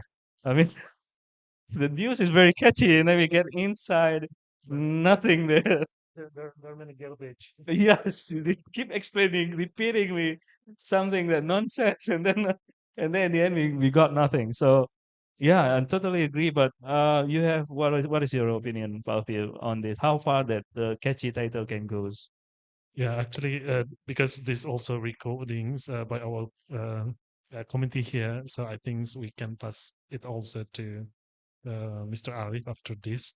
But again, that's one of the point should be considered by us when we try to, yeah, to get many attentions from the readers. Sometimes it's very difficult to make a kind of the consistent what should we deliver the main point for readers. Yeah. So I think that's why, and then the persons like Mr. Arif try to also promote, try to collaborate with scientists in order to bridge between the scientists to the wide public, because sometimes if the academic or scientists only presence with the academic style, it's also very hard for the wide public to understand and to capture what is the main message. But we need journalists just like Mr. Arif And of course, we also should have a skill like that, how to bring the complicated of science to the simple context of public.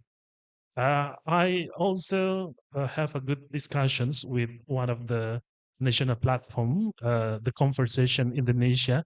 I think this is also one of a very good platform for us as scientists to reach wide public with a very how to say very very smooth and very by consider the public opinions.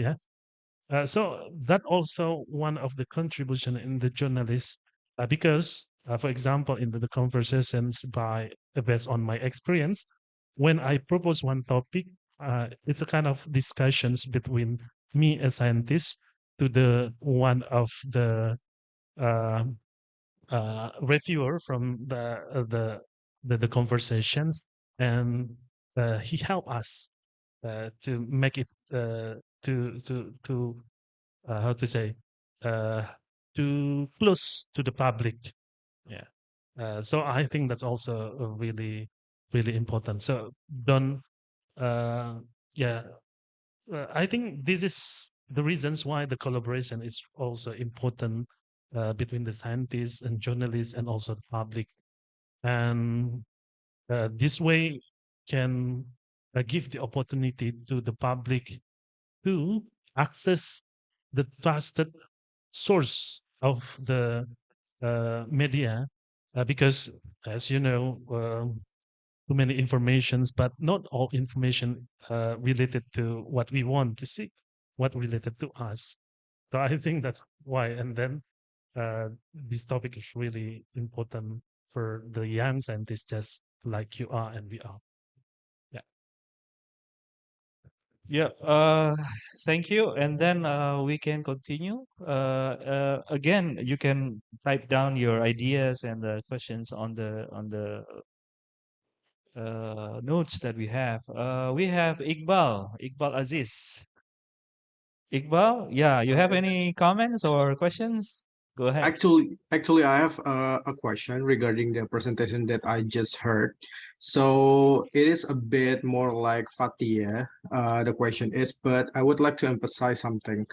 I am a scientist. I'm a physics graduate, right? Sometimes to get more attention and make things more attract to another people, we tend to have like a twist some of the message that we want to deliver in articles. So what do you think about this? And should we prioritize a an easy digest words or technical words that you want to deliver in a newspaper, and how you can see it as a citizen? And I would like also to know about how can a citizen could do the filtering about the news that is being in around them gitu. Is there any approach that are recommended, especially for disaster news? Because I believe that there's no um I don't know, there's a lot of platform that we have to know and we have to engage, but sometimes we do not know which one to trust and which one is the latest news. Okay, you have any comments on that, Alfi? Yeah, that also really interesting part. If we try as a scientist, for examples, maybe we can try to see some of practical examples by some of scientists, how he try also consider about to disseminate what he found from the field. For example, some scientists I found they have a personal blog in bridging the communications between scientists to the audience with the simple communications, with the simple for example, short article about what he already done from the field and what is the significant uh, results from the field, just like blog. So I think here I also encourage us to also to make a kind of personal blog in the terms of how to just to tell to reach what our ideas in the simple context. This is one way. Another way, as I mentioned, that we also can collaborate with some of the environmental journalists, disaster journalists, and this is the way for us to also to help our community to get the accessible and trusted informations. Yeah, yeah. As we know, yeah, we already discussed about our current situations. So many information, untrusted information, and easily accessed by anyone. That also sometimes make uh, our community, our people confused, which should be trusted by them. And for example, uh, yeah, when earthquake occur, and then uh, uh, many online platform will deliver the informations, but sometimes with it will increase uncertainty situations. It probably potentially make people very confused and don't know what should they do. So I think that's also situations what we face right now. Uh, and also, I think one of very insightful platform, but I don't know if you know about Chari. Chari is one of the platform uh, founded by one of the young scientists from Indonesia, Mas uh, Mizan. Yeah, I think that's also one of the platform that one of the purpose of the Chari, I think, is to help the wide public to get access to the trusted information, especially related to disaster issues. So, which means that since the untrusted information more wide, yeah, bigger than what we've done to help people to get the information. So I think we need to gain our effort in this field. So this is also why, and then we encourage the young scientists to do the same way. Maybe you can find an alternative by using interactive platform that are commonly using by specific group age category, just like young generation. So I think that also uh, very big opportunity for us.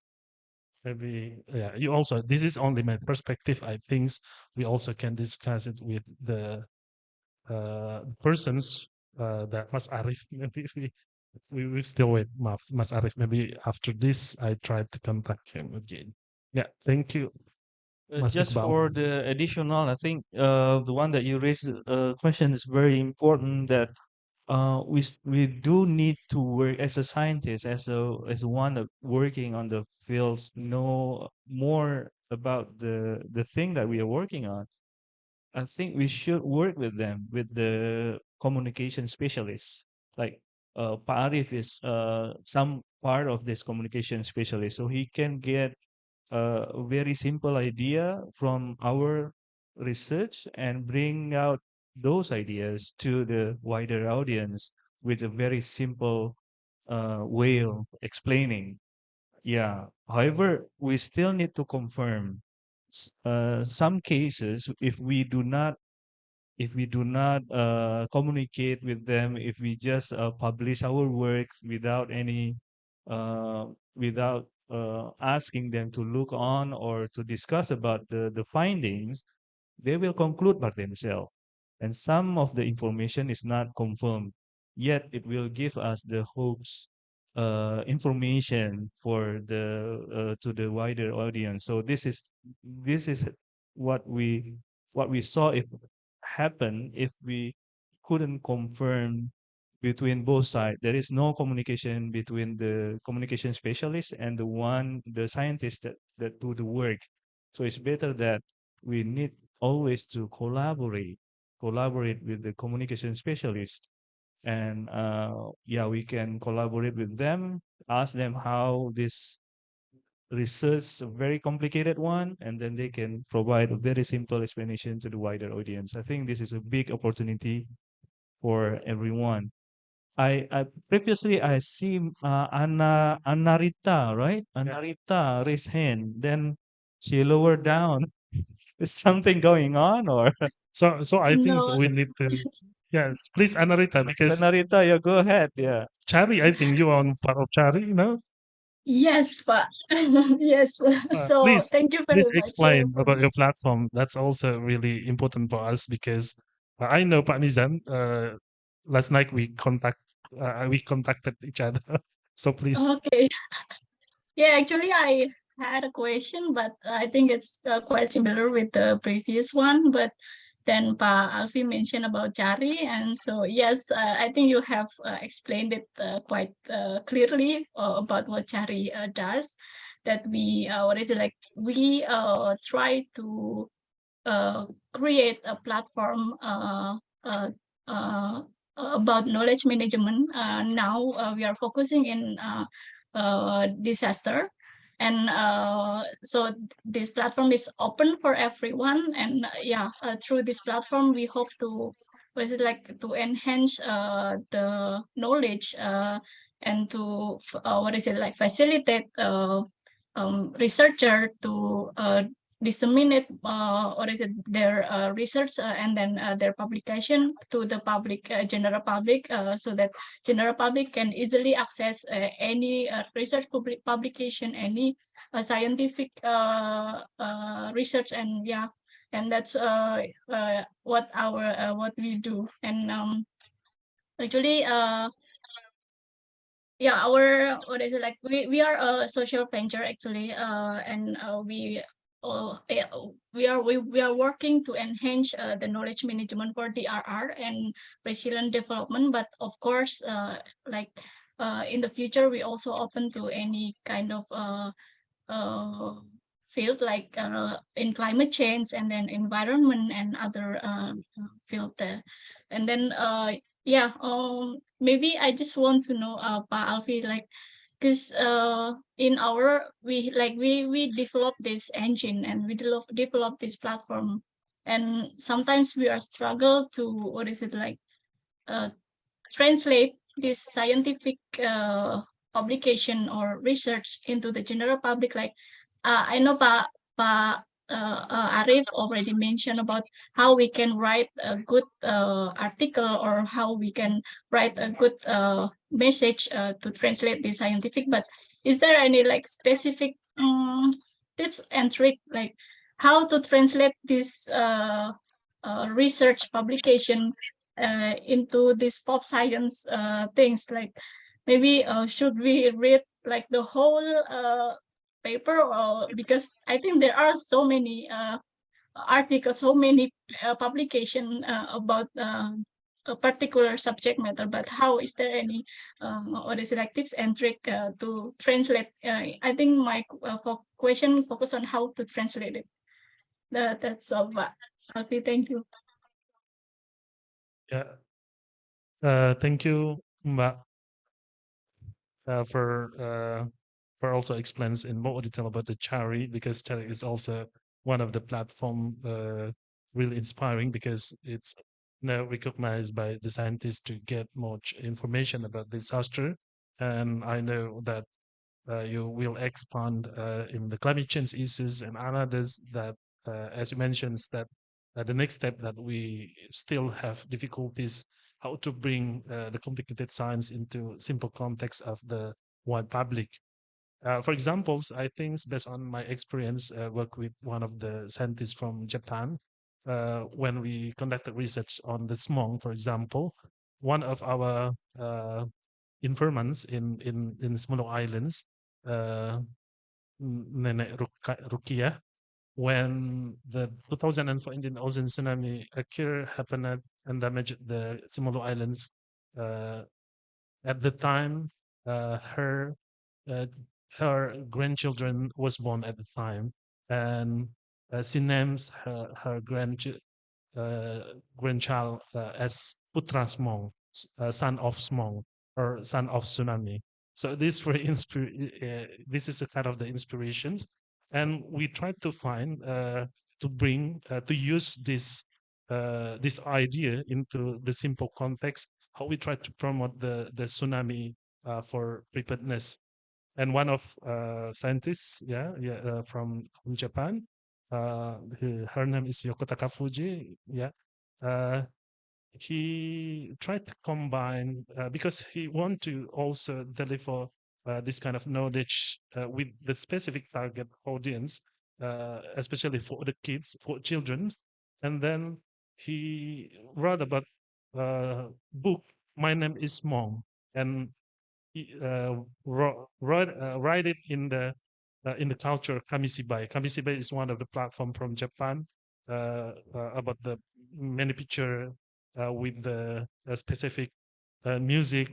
I don't know, but it's combinations between Aceh culture and also Japanese culture. So which means that it's quite related what already mentions in the module 2, about disaster risk communications. What we should decided before we try to bring the complicated science to the wide public, we need to decide the target audience, who the target audience. And of course, the target audience is very specific character.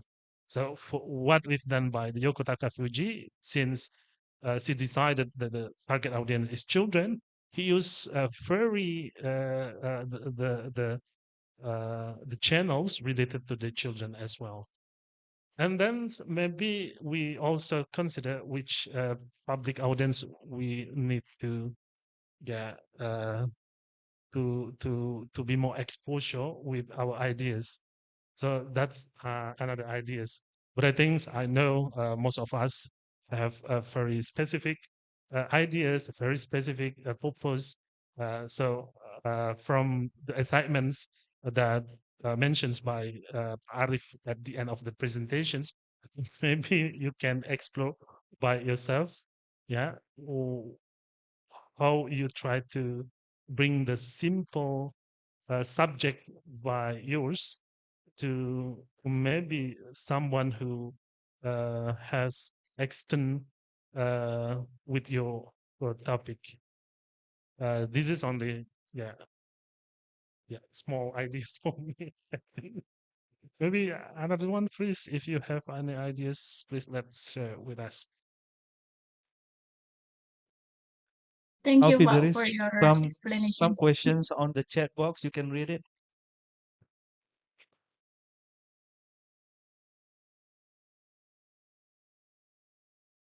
Yeah.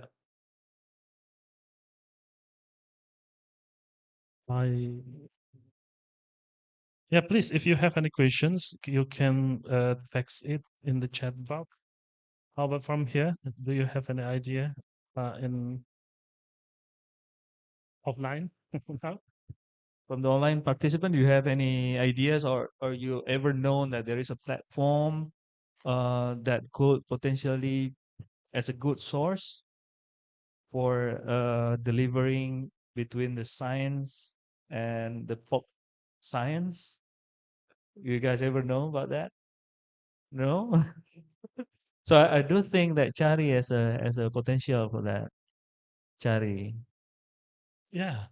Yeah, as explained by Narita, right? They gather all of these scientific publications, and then they try to develop, summarize them, and then develop some new information to wider audience. So I think it's very, for those who are curious about the portal, please check. Yeah, knowledge cari bencana. Thank you, Anarita. This is so nice. Um, I would like to remind everyone that Pak Alfi has mentioned couple of time about the task. Okay, so I want to show you the e-learning. So you can go through the e-learning system, uh, log into your accounts, and then you go to the module 3, with Pak Alfi, Prof. Khairul, and Mr. Ahmad Arif. Yeah, you can go down, and then you see this assignment 1. Okay, Pak Alfi made the assignment 1. So the principle and key concept of knowledge management for science communication strategies in disaster risk reduction. So you can make this, and then you can click, and then then you can see the questions inside it. What are you taking away from this session? What did you find useful for your work? How are you planning to use the skill gained? I think this will be very much relation with the concept note that you want to propose. Yeah, because this is not a group work, it's a personal, and you can try to have an idea how is your concept work being useful on what a skill in the science communication using this knowledge management to put in on your idea and concept notes. So the we have a lot of time to get this ready. I mean, you guys can submit anytime, and the limit is a week from almost a week from now is about 5 days. But earlier is much better, so we can g- look at it and then go forward for the scoring and so on. And then I do think Pak Alfi have another one. Yeah, so Pak Arif, yeah, Pak Arif has another one as well. This one relate to the science that you guys already hear about the material today, and we have a good discussions. So you can go to at the end practical exercise, rating popular science. You can click here, and then a very simple explanation here. Write or explain the subject to your age count. Write for a person, not a folk general public. Imagine you are writing for a distant relative who is not familiar with your subject. Yeah, you can bring any kind of idea in this popular science and then try to write down based on the information that you got today, some catchy title, a very simple explanation. Again, it needs to be related to science communication on disaster risk reduction, focusing on tsunami, IoT, and gadget. So get focused on that and try to write down this popular science. I do think the time. Oh, the time for this one is quite limited. So he suggests that it should finish today. It's about 9 hours. Can we add more so they can submit it tomorrow? Is it possible, Rizka? Can you add, can we add more time so the participant can submit their work tomorrow? Okay? Okay, thank you. So we will add more time for this one. So you guys still have a lot of chance to work on the assignment. Okay, I see someone raise their hand. Jesseline, you have any comments or you want to say something? Yeah, Go actually, I ahead. have a question. Yeah, go ahead, Jesseline. Yeah. Yeah, I just want to clarify about the assignment that is shared on the screen about the writing pop science. It is written. Please explain about the age on, if I'm not mistaken, to, to someone that is not familiar with the subject. So we're not writing about disaster risk reduction, is it? Yeah, we can close the topics on the disaster risk reduction, how you communicate science related to the topics on disaster risk reduction to your aunt, to your far away nephew, or you never see your uncle within 10 years. And then somehow you need to explain about this. And Oh, okay. yeah.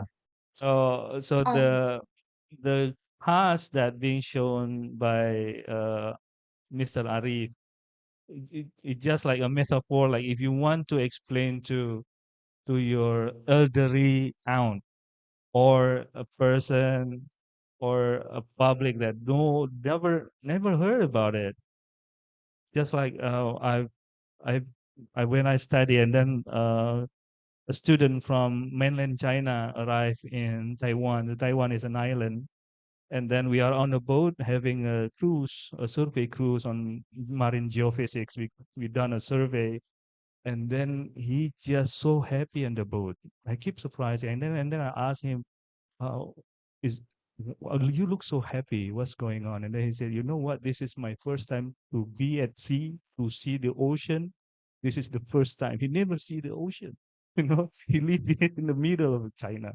So imagine that if in the reverse condition, I try to explain to him the experience to go to the cruise and then do a survey. I mean, yeah, a similar thing to how you can explain to your elderly aunt about disaster risk reduction, about the Indian Ocean tsunami or the plate tectonics, and then also, yeah, you need to work it out how you can bring a very simple idea in a very common sense that they eventually get it. Oh, this is the information that you want to say. Yeah, by applying some technique that you hear that you see from the Mr. Arif today. Yeah. Okay. Does anyone have questions Thank about you. the assignment? Yes, you're welcome.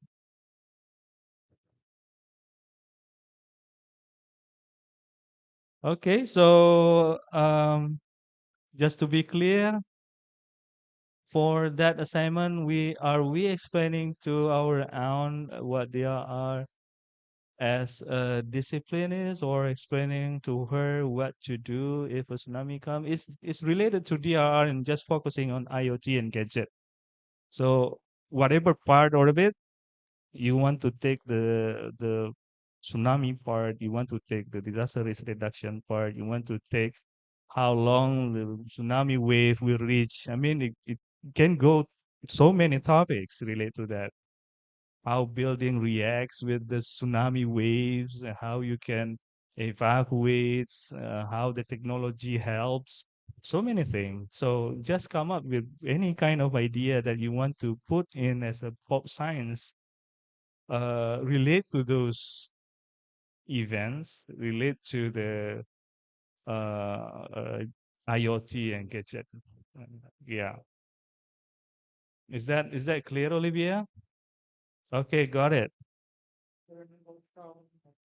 No word count. You can put figures. You can just write down whatever idea that you came out with. But remember, you need to try to accommodate what is how to develop this pop science by accommodate the skills that you need to develop using Mr. Ahmad presentation just now. Yeah. But you need to cite the resource. Yeah, which paper that you are talking about, and then you need to cite them up. Yeah. Okay. So everyone clear? If there still have those questions, write down on the training notes, and also through the WhatsApp. You can just use any platform that you want, but it's better to use the training notes so we can review we can share to mentors. They can write down the answer for you, and then the discussion could be continued on. Okay, Palfi? Okay, thank you for this session. Thank you very much for attention. I hope these sessions can gain your knowledge, and also thank you for very fruitful discussions with all the participants. That's all from our teams in Model 3. And then I think the next we have a break for We will have a break for only 5 minutes. So 5 minutes. yeah, very short break. It's okay. Very short break, and then we will start with module 4. Dr. Rina Suryani Okhtari is already here. She later on will explain about the module 4 titled Innovative Project for Science Communication Strategy in DRR for Young Professionals. This is the key, guys. I mean, you need to follow up because this is the one that you really need to develop your concept note. So bear with us, just 5 minutes breaks, and then we will start. Thank you.